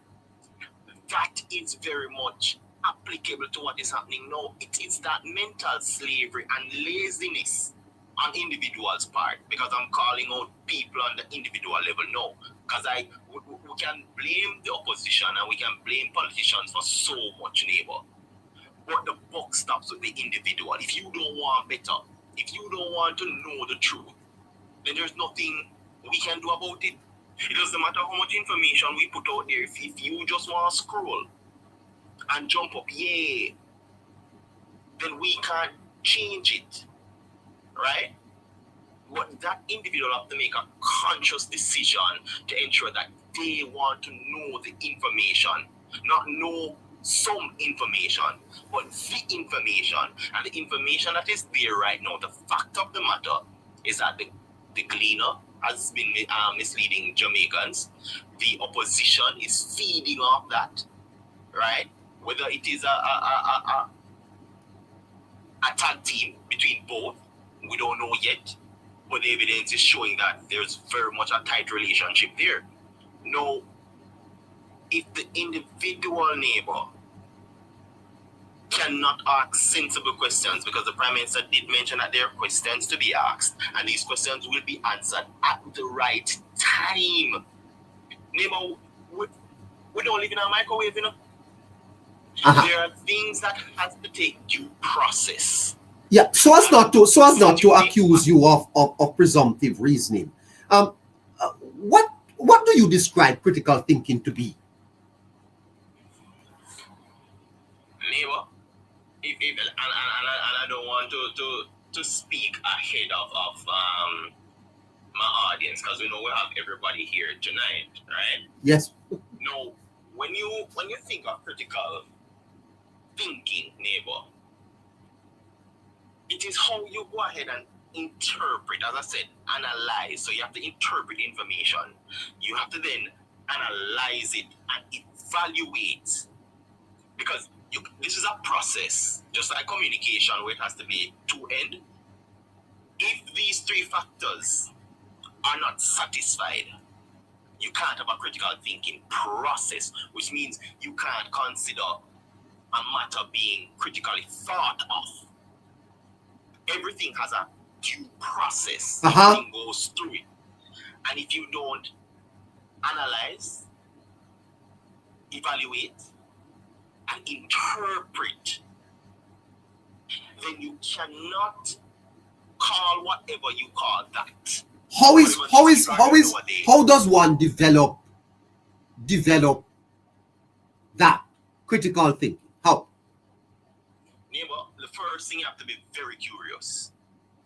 You have to have a level of curiosity, because there are questions to ask in terms of what do you know. You then question the validity of it. How does this come about? So you're really trying to find a source of it to see if that source is even credible, right? You would also want to go about what are the things you may have known beforehand on the matter, right? And you put that all together, because here's the thing, neighbor. You want to ensure that to be in the process of critical thinking, you want to ensure that you remove the bias, because we all have a natural bias. But you want to remove the bias in such a way where you can show objectivity. And this is why I say Jamaicans are low on this process. Right? Now, if you can't do that, neighbor, whatever you are analyzing and evaluating, you will have a natural bias to it, and you will skew a good understanding as to the matter. The difference why persons who have conversations, who are critical thinkers, can disagree on things and still be fine is because they understand it. Because you may have a perspective on something, neighbor, you analyze it, You may not be wrong. I can see it from a different way. And we can put that together and have a wholesome conversation around it. And by the time we end the conversation, we haven't disagreed either. We just see it in a different way. That will also work. Jamaicans cannot do that. When you engage in these type of things and you are the critical thinker, the moment you don't have an emotional attachment to it, the moment you don't let your emotions override what you're doing, the opposite person who is not on that level will start either get loud, will start to bring in things, to start, as we call it in Jamaica, move the goalposts. And you can't have conversations around that. No, one of the things you want to also do, neighbor, is that to be a critical thinker, it cannot always be black and white. You have to accept that not everything is black and white, because there are nuances to things, right? Where you may have to dig for additional information to put it together.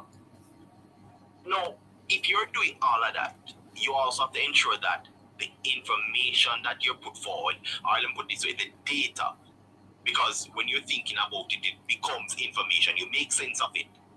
Data is just numbers and all of that. When you put meaning to that data, it becomes information. And a lot of people cannot do that, neighbor. You know, one of the most beautiful thing is that persons who are critical thinkers give you very simple meanings. It's almost like they oversimplify conclusions, and they are the ones who step in a room and use all of the big words. You have to be careful about all of those people, right? But when you are a critical thinker, you can communicate after it goes through that process of, remember what I said, you know, you analyze, you interpret, you evaluate. When it goes through that process, right, you want to ensure that whatever judgment you reach at, because this is the end part of it, whatever judgment or conclusion you as an individual reach at can be communicated across different media, which of course is a plural of a medium. So you want to ensure that whatever channel you put it, you can go ahead and it reach each and every person. Doesn't matter what class, what race, what background. Yeah. Okay. Fantastic. Astute, you want to weigh in on this? I want to move quickly to TCN at 22 minutes after 9 o'clock. Quickly, neighbor. Harry said that it is because we encourage and promote mediocrity. But I will say it cannot be the case, because if that were the case, it simply means we would not have world-class athletes. What I think it is, neighbor, and what I've observed, is that we tend to promote the wrong things. And let me give you an example. I remember in the 90s, there was a song, someone fear enough girl and girl in a bunga, girl from Rima. What was the song? Sorry, what was the song? Man fear enough girl. Oh, enough girl. Uh-huh. Yeah. And if you notice the country, people even praise a man if he have a lot of girls. Is that so? It is most definitely. A man with a lot of girls is seen as the alpha, the top man. Anyways, that is not the conversation. The conversation is, neighbor, it is that we promote the wrong things. We give credit to the wrong things. And lastly, how is it that you are able to aspire to great things and want to be the best that you can be? And when you even check our society, some of the best people in the world, the most educated people in the world, people in the highest positions in the world are Jamaicans. Nigel Clark is a Jamaican. Yes. He's one of the most brilliant human beings in the world. Then when you go to the bottom of the ladder and you're talking about criminality, Jamaica had a world-renowned gang. I'm not going to call the gang's name. And it is because of Jamaicans' presence and their ability to do worse things the best. Jamaicans had an image around the world. So we're angry, dangerous people. So it shows that we do bad things the best and we do good things the best. So it's definitely not that we are mediocre or promote mediocrity. It is that we tend to promote the things that are the worst for us. And that is where the challenge is when it comes to developing critical thinking skills, being curious about things, because these things have to be encouraged. If reading came naturally, it simply means everybody would then read and we would not have to be having these discussions. Because people are just naturally take up something, them curious, them read, them question it. But we said that's not the case. Remember the man that came on the program, 52-year-old man, who is he does landscaping. Yes. And you were asking the question, he said he left school from what, grade 6? Yes. Or grade 9, something there? And he was able, remember, he does not have formal schooling. Up to high school, he doesn't have formal schooling up to high school. So his level of education is primary. Yet still somebody like that, formal education is primary. And somebody like that was able to interrogate a news article he saw without forming an immediate opinion. Okay. What does that show your neighbor? Very good. ABC, we only have another half an hour to go. Let's go. You want to weigh in on this? Ultimate Studio? Any thoughts on the critical thinking? I agree a lot with Astute. You know, he has a lot of valid points as it pertains to Jamaican and how, you know, a lot of them don't, you know, adhere to critically thinking about anything. They run with a lot of information that is passed on secondhand. They don't take the time to verify a lot of that information or to do, you know, proper research.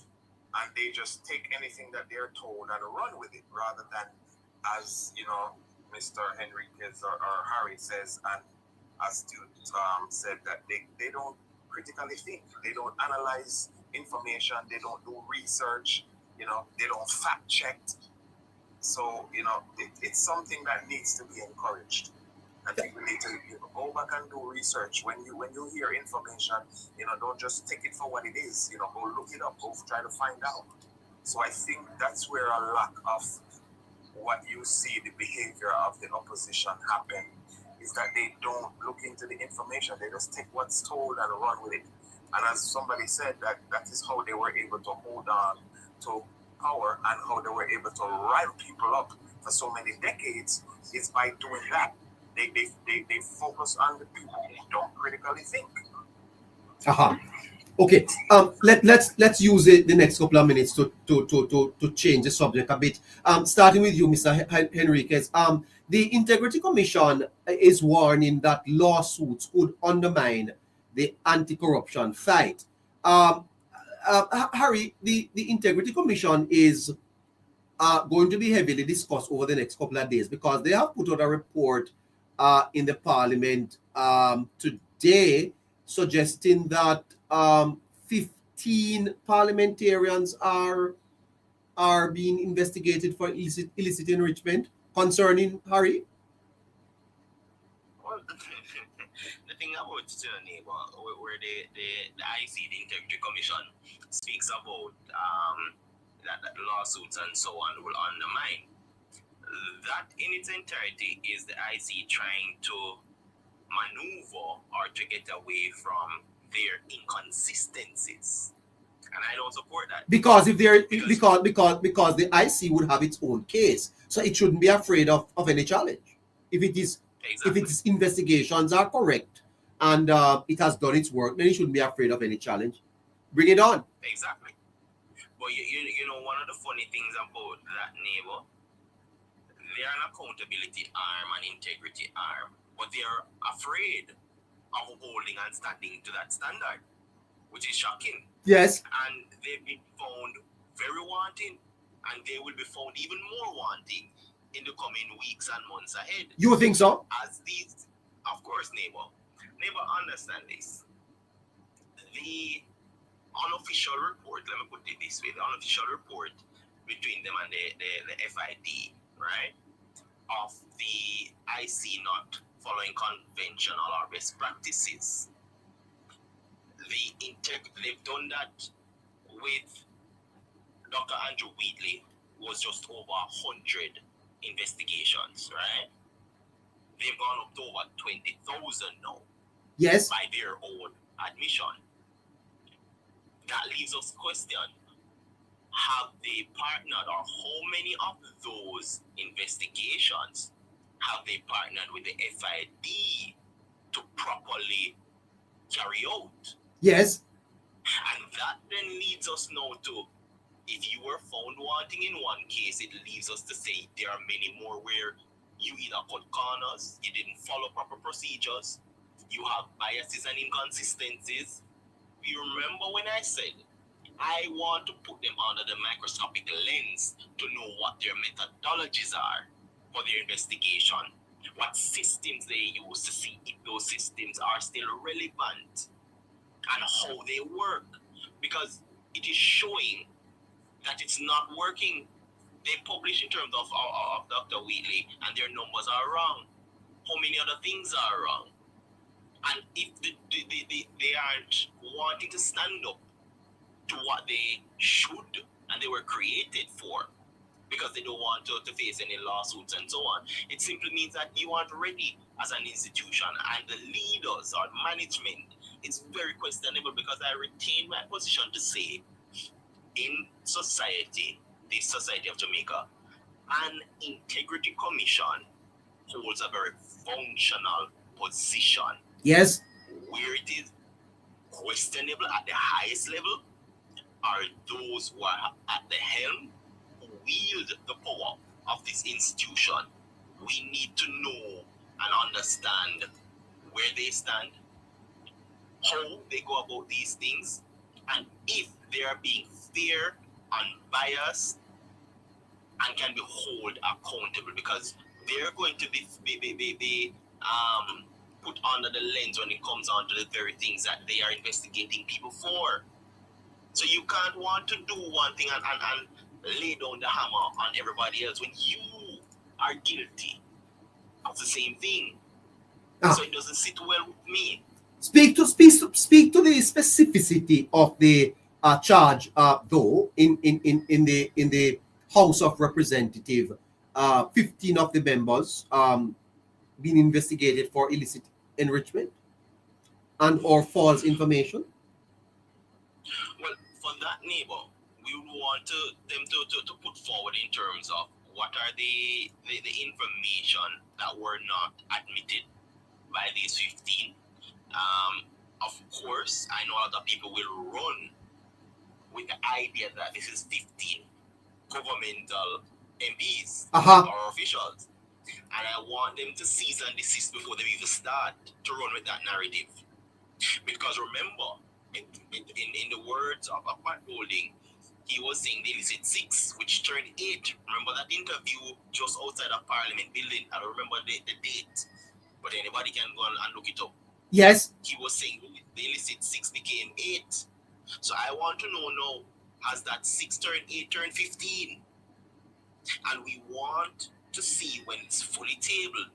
We'll go through, because I'll be visiting the Integrity Commission page to get it directly from them, because I don't want nobody to tell me nothing, because I want to verify it. I called out inconsistencies on the first 2, both Mark Goldings. I pointed out with Andrew Wheatley, and I also mentioned months before that regarding Dr. Andrew Holness and his. And those are just things I went through.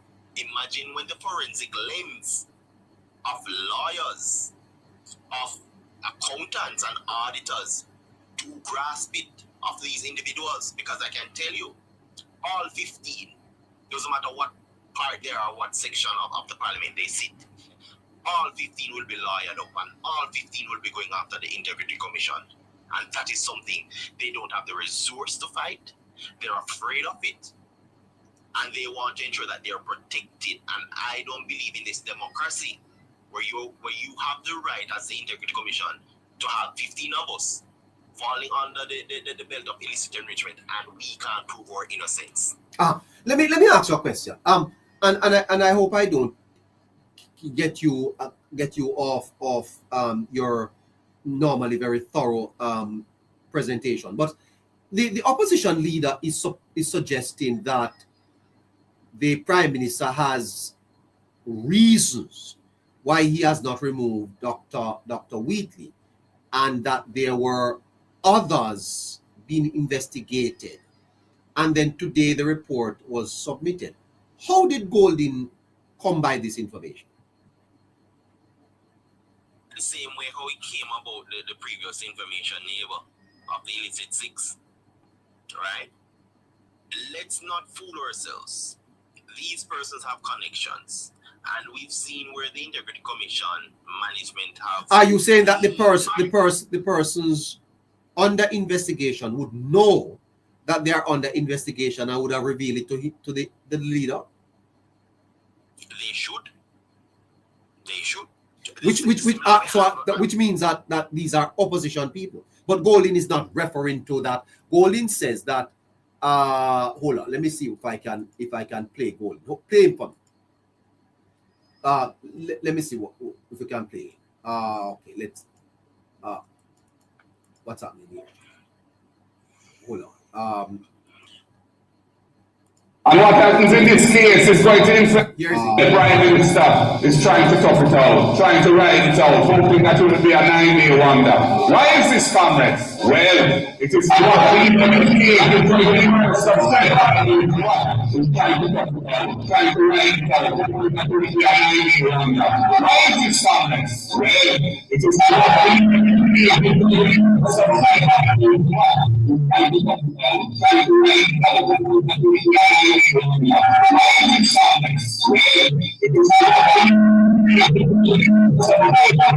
I'm sorry, the sound is distorted there. We'll have to fix it up and come back. But he's actually suggesting, Harry, that because others are being investigated, how would Golding know that? So let me put it this way as well, neighbor.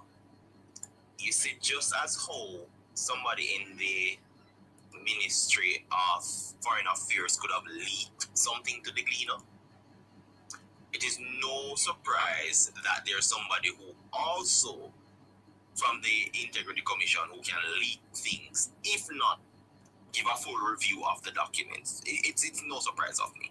I'm if somebody come out and tell me that there's a rat or there's a mole, I'm not surprised. A lot of these people, neighbor, remember Aluna and Samba said it, they ensure that they place their own people in strategic institutions. So I won't be amazed how and why he has certain information. He's smart. He won't digress much of it, but he will hint to the public and want them to ask for more. So when the IC drop what they drop, but understand this, neighbor, Mark Golding will come out and deny that any of his members have gone under investigation. Here's why.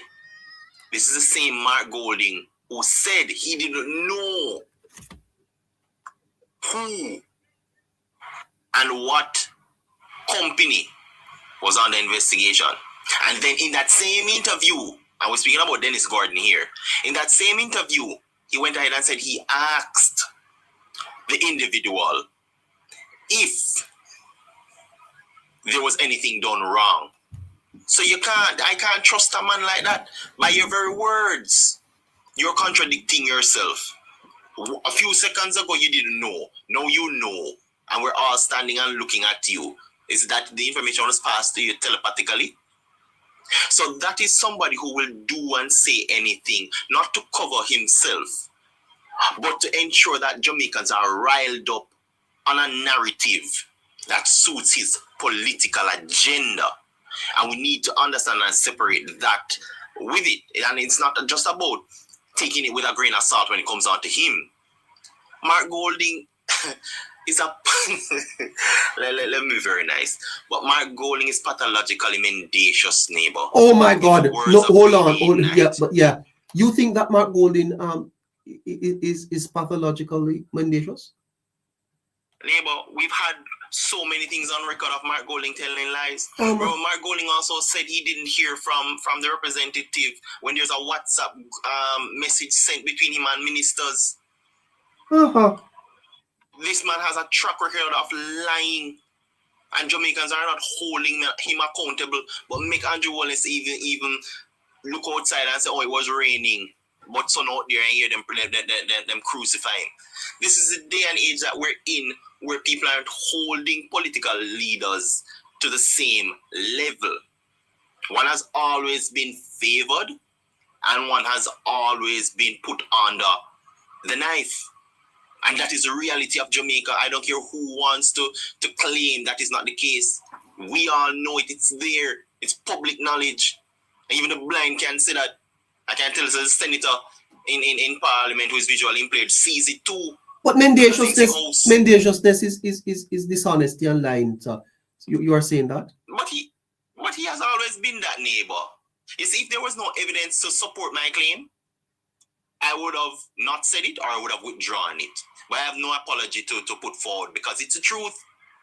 And these things are words coming straight from the horse's mouth, which is him. And there's no media that can cover it up, no PR, nothing, because it comes straight from this man. You are a liar. And I can't sit and stand to see this man be there and getting off the hook. And again, I'll say people will say it's political, there's a political agenda and so on. The truth is the truth. It doesn't matter what color it is. He lies. And he lies effortlessly. And this is a man that is getting $25 million every year from us thus far, to not do anything, to mislead the people of Jamaica. But Harry, you are a well-respected analyst, and you are putting out to the listeners that the opposition leader is a man that is a chronic compulsive tendency to be untruthful. Of course, because it is true. Neighbor, I even put Mark Golding to challenge me on that stance. And he can't. Because everything is shown. Like I said, neighbor, if there was no evidence to support my statement, and I'm not speaking one piece of evidence or two pieces, within several months, we can pull up one lie per month. And that's me just averaging and being nice. Oh my God. And it's sickening. This is your opposition leader. They speak of. The thing about the neighbor, he hides behind calling for accountability. Right? Remember now, let me put it this way. Because I know we wish it from the IC a little. But when you look at it, this is a man who ran on the ticket of Andrew Holness not being certified when he himself was not certified. Yeah. When he himself was not certified. Hold on, Astute, I'm coming to you on AC. This guy here is dragging me. May I ask you, Mr. Henriquez, what is the difference between the Prime Minister's case and that of Dr. Wheatley? Neighbor, they are very, very similar, right? But here's the major difference. And this is directly from what we'll have put forward from the review of the document itself. Yes. The Andrew Wheatley submission of documents, a lot of documents were not taken into consideration. Yes. Because the Integrity Commission deemed it not fit. What standard? What is the criteria for it not being fit? That's not put out. We don't know why it was rejected. They failed to give us that. Similar to Mr. Holness, right? They didn't reject his information. What they said, it was under safe words of saying insufficient. But yet still they've not asked for anything additional. Right? They've then gone ahead to amplify the issue of hiring an independent auditor. I believe the amount of money would have been the equivalent of 30 million Jamaican dollars to investigate Dr. Holness. That came up blank, right? So the IC came up blank. The independent auditor came up blank. But they still have a feeling, because it's not written in facts, it's not written in numbers, right? But they have a feeling that the Prime Minister has done something wrong. Yes. You can't act on feelings. You have to go with the numbers, the very numbers you've been crunching for 5 years. So is it that you don't trust yourself and show your incompetence? No, the incompetence showed even higher with Andrew Wheatley. So what is it? So yeah, okay, go ahead. I want to hear the difference between the Prime Minister's case and that of Dr. Wheatley. Because that is what Golden is giving us the impression that they're similar. No, they are, because they will call them illicit enrichment, but But the Prime Minister was not recommended for any charge. He wasn't, but the impression of it. Wait, but isn't that the significant? Isn't that the significant difference? That the Prime Minister has not been recommended for any charge. Exactly, but here's the thing, neighbor. They still want to give so they started off with the impression that there is some level of illicit enrichment for the Prime Minister, which they unfortunately can't prove. Okay, so the Prime Minister is not under investigation for illicit enrichment. He's not. Because that comes with a charge. It does. And it comes with a heavy recommendation. Right. So there's nothing explicit for the Prime Minister. So I get into the major difference. There's no recommendations and there's no explicit. In fact, them recommending the FID to help them in investigating was also thrown back because there's nothing there. Based on a report from Nationwide. Based on a report from Nationwide, right? You know, when we look at Andrew Wheatley, they have crunched numbers. They've put it out to say, listen, you come up short of 164 million, right? And we recommend that these things are put forward. The first one in terms of this is to be charged with illicit enrichment, which is the biggest one there, by the way. But they have not gone ahead to say to Andrew Wheatley the main reason why his assets that was declared initially was not admitted. There's also no independent auditor that was called in for Andrew Wheatley. So it shows you the magnitude. But then how is it that you call in an independent auditor, pay 30 million, but the Prime Minister is not recommended for any charge, but that does not apply to Andrew Wheatley and he is recommended for charge? Exactly. And it gets worse. You went and spent $30 million for something that could have been done locally by the FID. Which is why they spoke about international best practice. Exactly. And then no, they still didn't consult the FID either for Andrew Wheatley. Oh. So it shows that they have a habit of not carrying out best practices. That is a major problem, you know. But they went for the independent auditor neighbor because Mr. Holness is the big fish.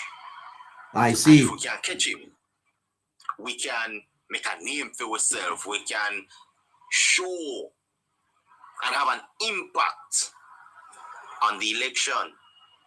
Again, another report by Nationwide, which most people don't like to hear.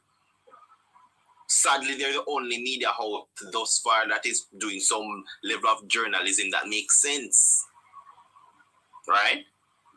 And they get a fight because, of course, neighbor, if you aren't being faced with any fight, then you aren't of any meaning. You aren't of any threat to anybody. So but they've come under a lot of threat. Now, the major aspect of it. They say you have to say the Prime Minister is a big deal, not a fish. well, that would mean I calling him a KFC Neil because it's a big deal. What is wrong? What is wrong about fish? Huh?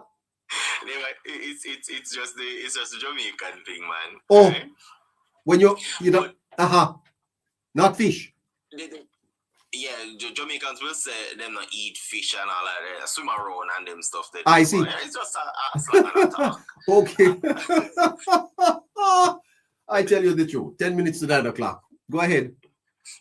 But the truth of the matter is, neighbor, we as critical thinkers who sit down, look through the documents, listen to the reports, have analyzed, evaluate, have put the Integrity Commission's reports to the test. A lot of people showed us that they don't do that. Here's why. The Prime Minister have 28 bank accounts. Only per account that, that means money must move around. Neighbor, I publicly admitted to you that I have more than 28 bank accounts. What the rocks told you say? Money like the Prime Minister. You have more 28 bank accounts, huh? Neighbor, that's very easy. Understand what the Prime Minister took into consideration, dormant accounts. Yes. Accounts, joint accounts, don't even matter. If your mother, because here's the thing, you can have that much accounts very easily because we have a thing in the financial sector where it is best to have a joint holder, right? Which have the rights of the account, just as the other person, and signing rights, rather than having a single person with a special instruction, which Jamaica moved away from, the financial sector moved away from for a while because of the legal ramifications of having just special instructions. Yes. When you have a joint holder, neighbor, the joint holder can go and claim the funding. So if somebody is deceased and so on, or is incapacitated, then the joint holder will have full access to the funds to act on behalf of that other person just the same. Makes it very easy for the bank. In other words, you name them on the account. Yeah. You may not have done anything on it. Yes. Right? You're just a placeholder per se. Yes. Right? So for You could put my name on one of your accounts, huh? Do? It depends on which one you want. The one you have the enough money pan. Anyway, boy, fascinating stuff. Go ahead. The thing about it in a neighbor is that when I look at it, I am joined with my mother, my father, my daughter, my spouse, and those are several accounts right across the board. Wow. In various currencies. So it's very easy to have 28. But the Prime Minister took into consideration also insurance, neighbor. Because when you have insurance, there's also, for some people, there's an investment arm. And look how deceptive that looks in a society that you described earlier as not as critical thinkers as you would have hoped that a man have 28 bank account. Immediately people start thinking that, oh my God, what a man have money.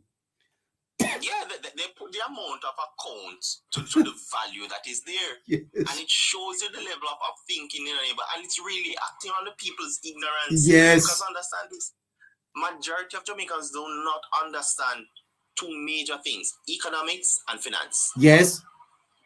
The only time Jamaicans become the best mathematician and finance person, you can call them a finance minister, is when they get paid. Because no Jamaican now calculate them pay wrong. Yes, that is so true. Right? But outside of that, yeah, they don't understand it. And we have to understand that. So it takes into consideration dormant accounts, joint accounts, closed accounts, accounts that were also migrated, because in the financial sector you had a period where some accounts went obsolete, so the institutions migrate them to something else, which the individual or the account holder would not have had any say really over the migration of the account. Yes. In all honesty. So it's very easy to do so. But they know what the people of Jamaica think and where the intelligence level is at. So they play on that. They play on the ignorance. of the majority of Jamaicans. And that was a major problem. So when you hear people say, well, enough money must pass through, because what? You need only per account for wash money.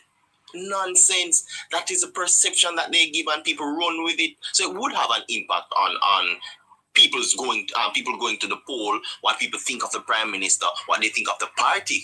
Because let's not forget about this.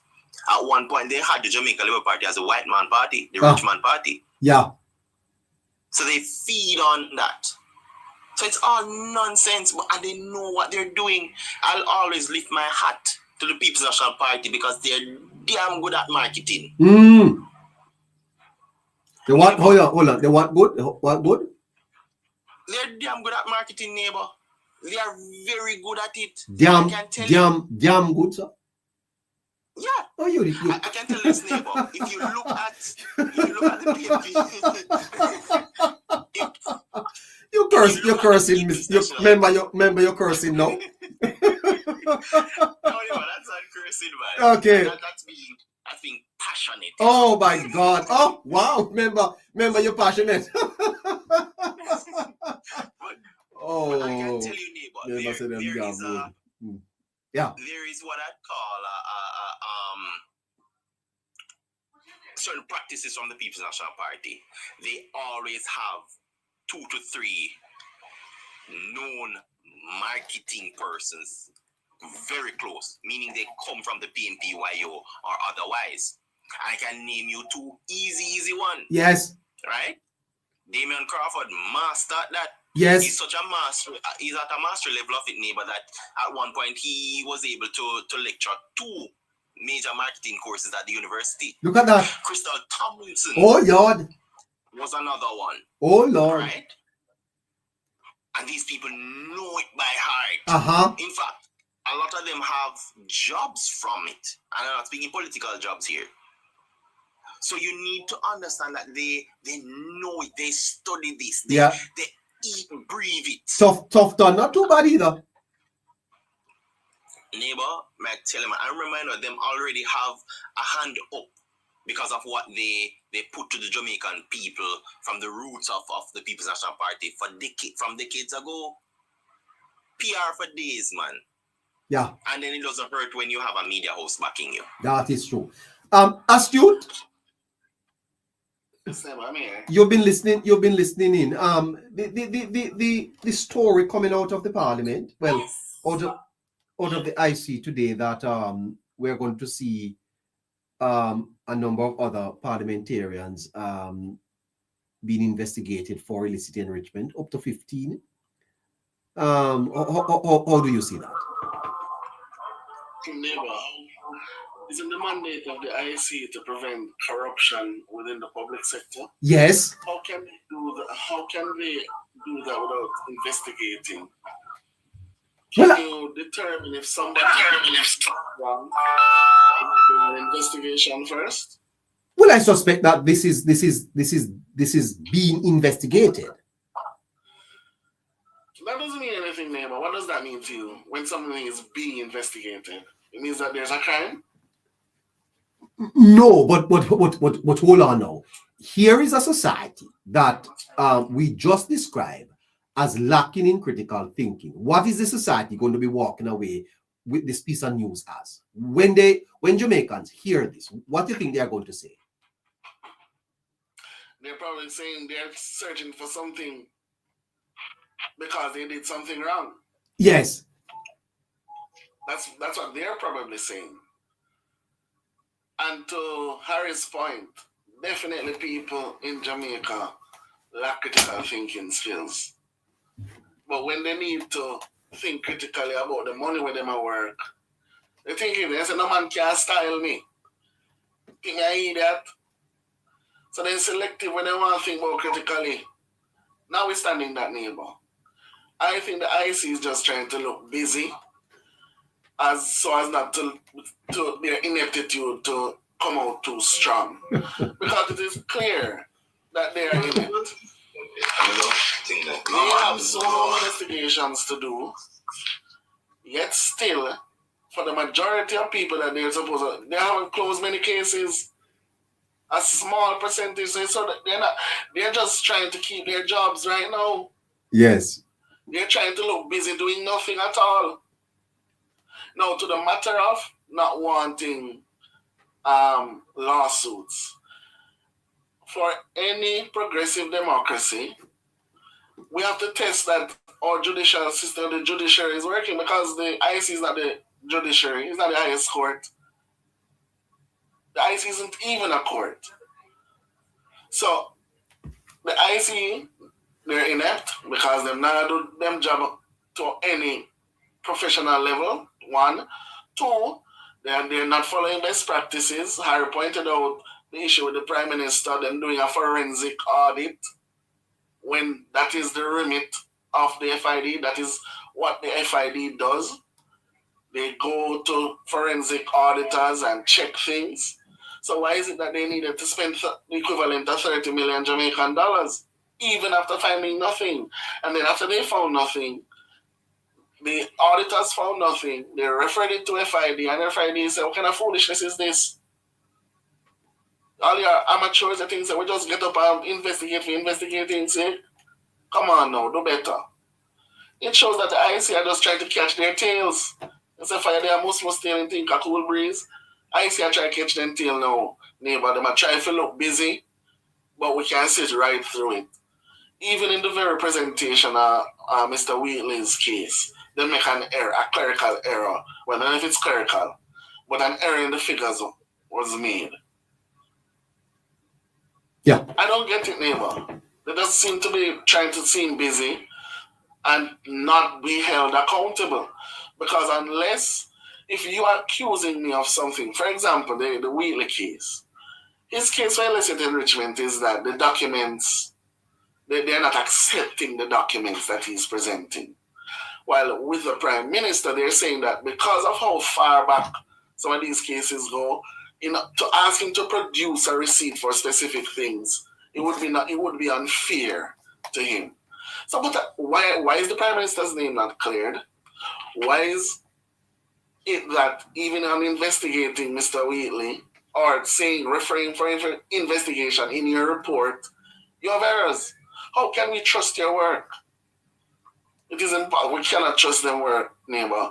We can see that these people, I'm not going to accuse them of anything malicious, but we can see these people are not good at their jobs. It is clear.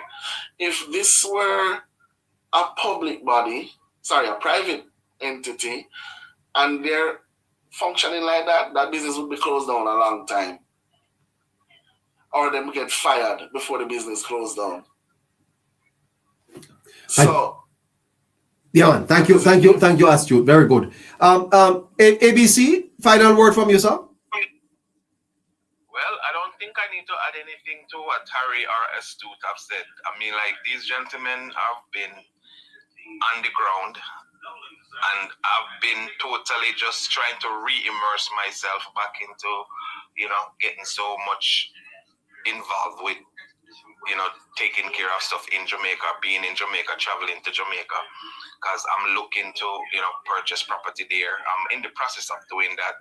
So I'm trying to re-engage myself. Oh. I'm still living in the US, but I've been really trying to re-immerse myself. And I think getting involved in things from, looking into the politics of how everything is running and going down there is why I have pretty much thrown myself into, trying to gather information. And I absolutely appreciate these gentlemen who are so articulate in, being open-minded. They're solid in their information, because a lot of times I sit and listen, and while they're talking, I'm verifying, I'm fact-checking, looking into things and saying that, I don't understand how people can still be following the nonsense of the People's National Party. There is no other way for me to put it. I just got to be honest. And I came into this thing trying to be totally non-political and not looking at picking any sides, just trying to stay neutral with this whole thing and just, put Jamaica first. I'm that type of a person. Jamaica first. I'm looking at what is best for Jamaica. And to be honest, I don't know. I can't understand how people are still support the opposition. I can't see it. Because if you think any at all, and these gentlemen have put it so wonderfully, if you are a critical thinker, if you have any type of, no matter how minimal your intelligence level is, just mere common sense, if you academically don't have the knowledge and the schooling and whatever. But it's like, come on. As people would say at Jamaica, you can't be that fool.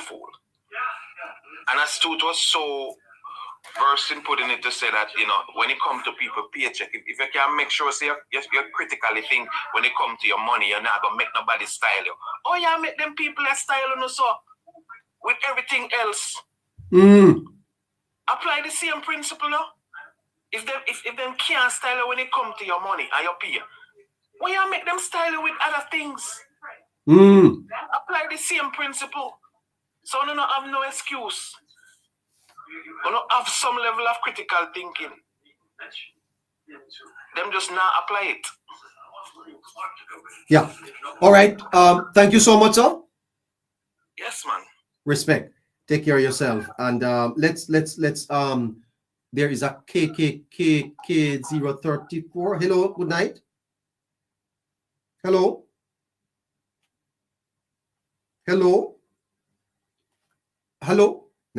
No, she's not there, or he's not there. Well, that's going to have to do it for us tonight on the show, the Hello Neighbor Show. Let's go to Member Harry and ask. You have the floor.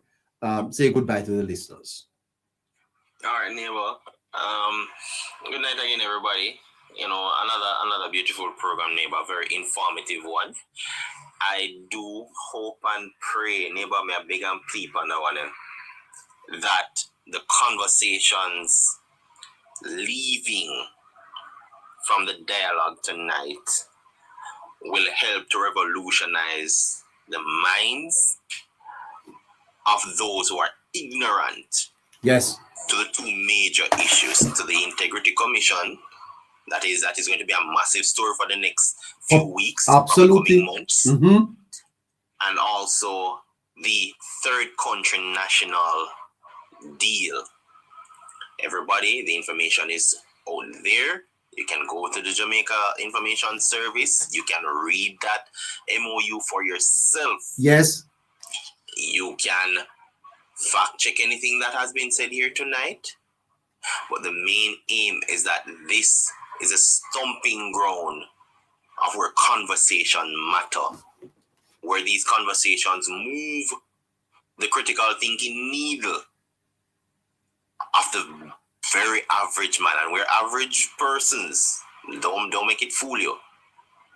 But I want everybody here tonight leaving from this conversation and this dialogue to be more intentional with what they have entering their environment, the information coming in, separate information from noise.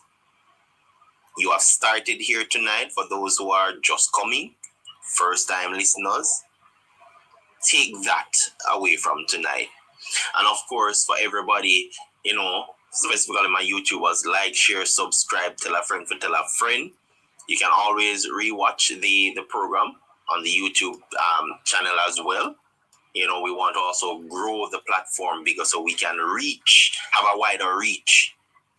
And always big up to the moderator's neighbor, Caroline. Big up yourself, Astute, everybody who chimed in on the conversation.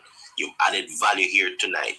Not just value for the very few that have listened directly, but value that will be coming out indirectly from the conversation that those listeners will be having with friends, families, and strangers alike. Thank you again, everybody that has come and listened, those who have left as well. Hope you all have a wonderful night. We do this again tomorrow. We kick it off again at 7 p.m. Stay tuned. You don't know what next big news will be, but we can tell you, we will break it down for you bit by bit. Well, fantastic. Great member, Harry. Thank you so much. All right.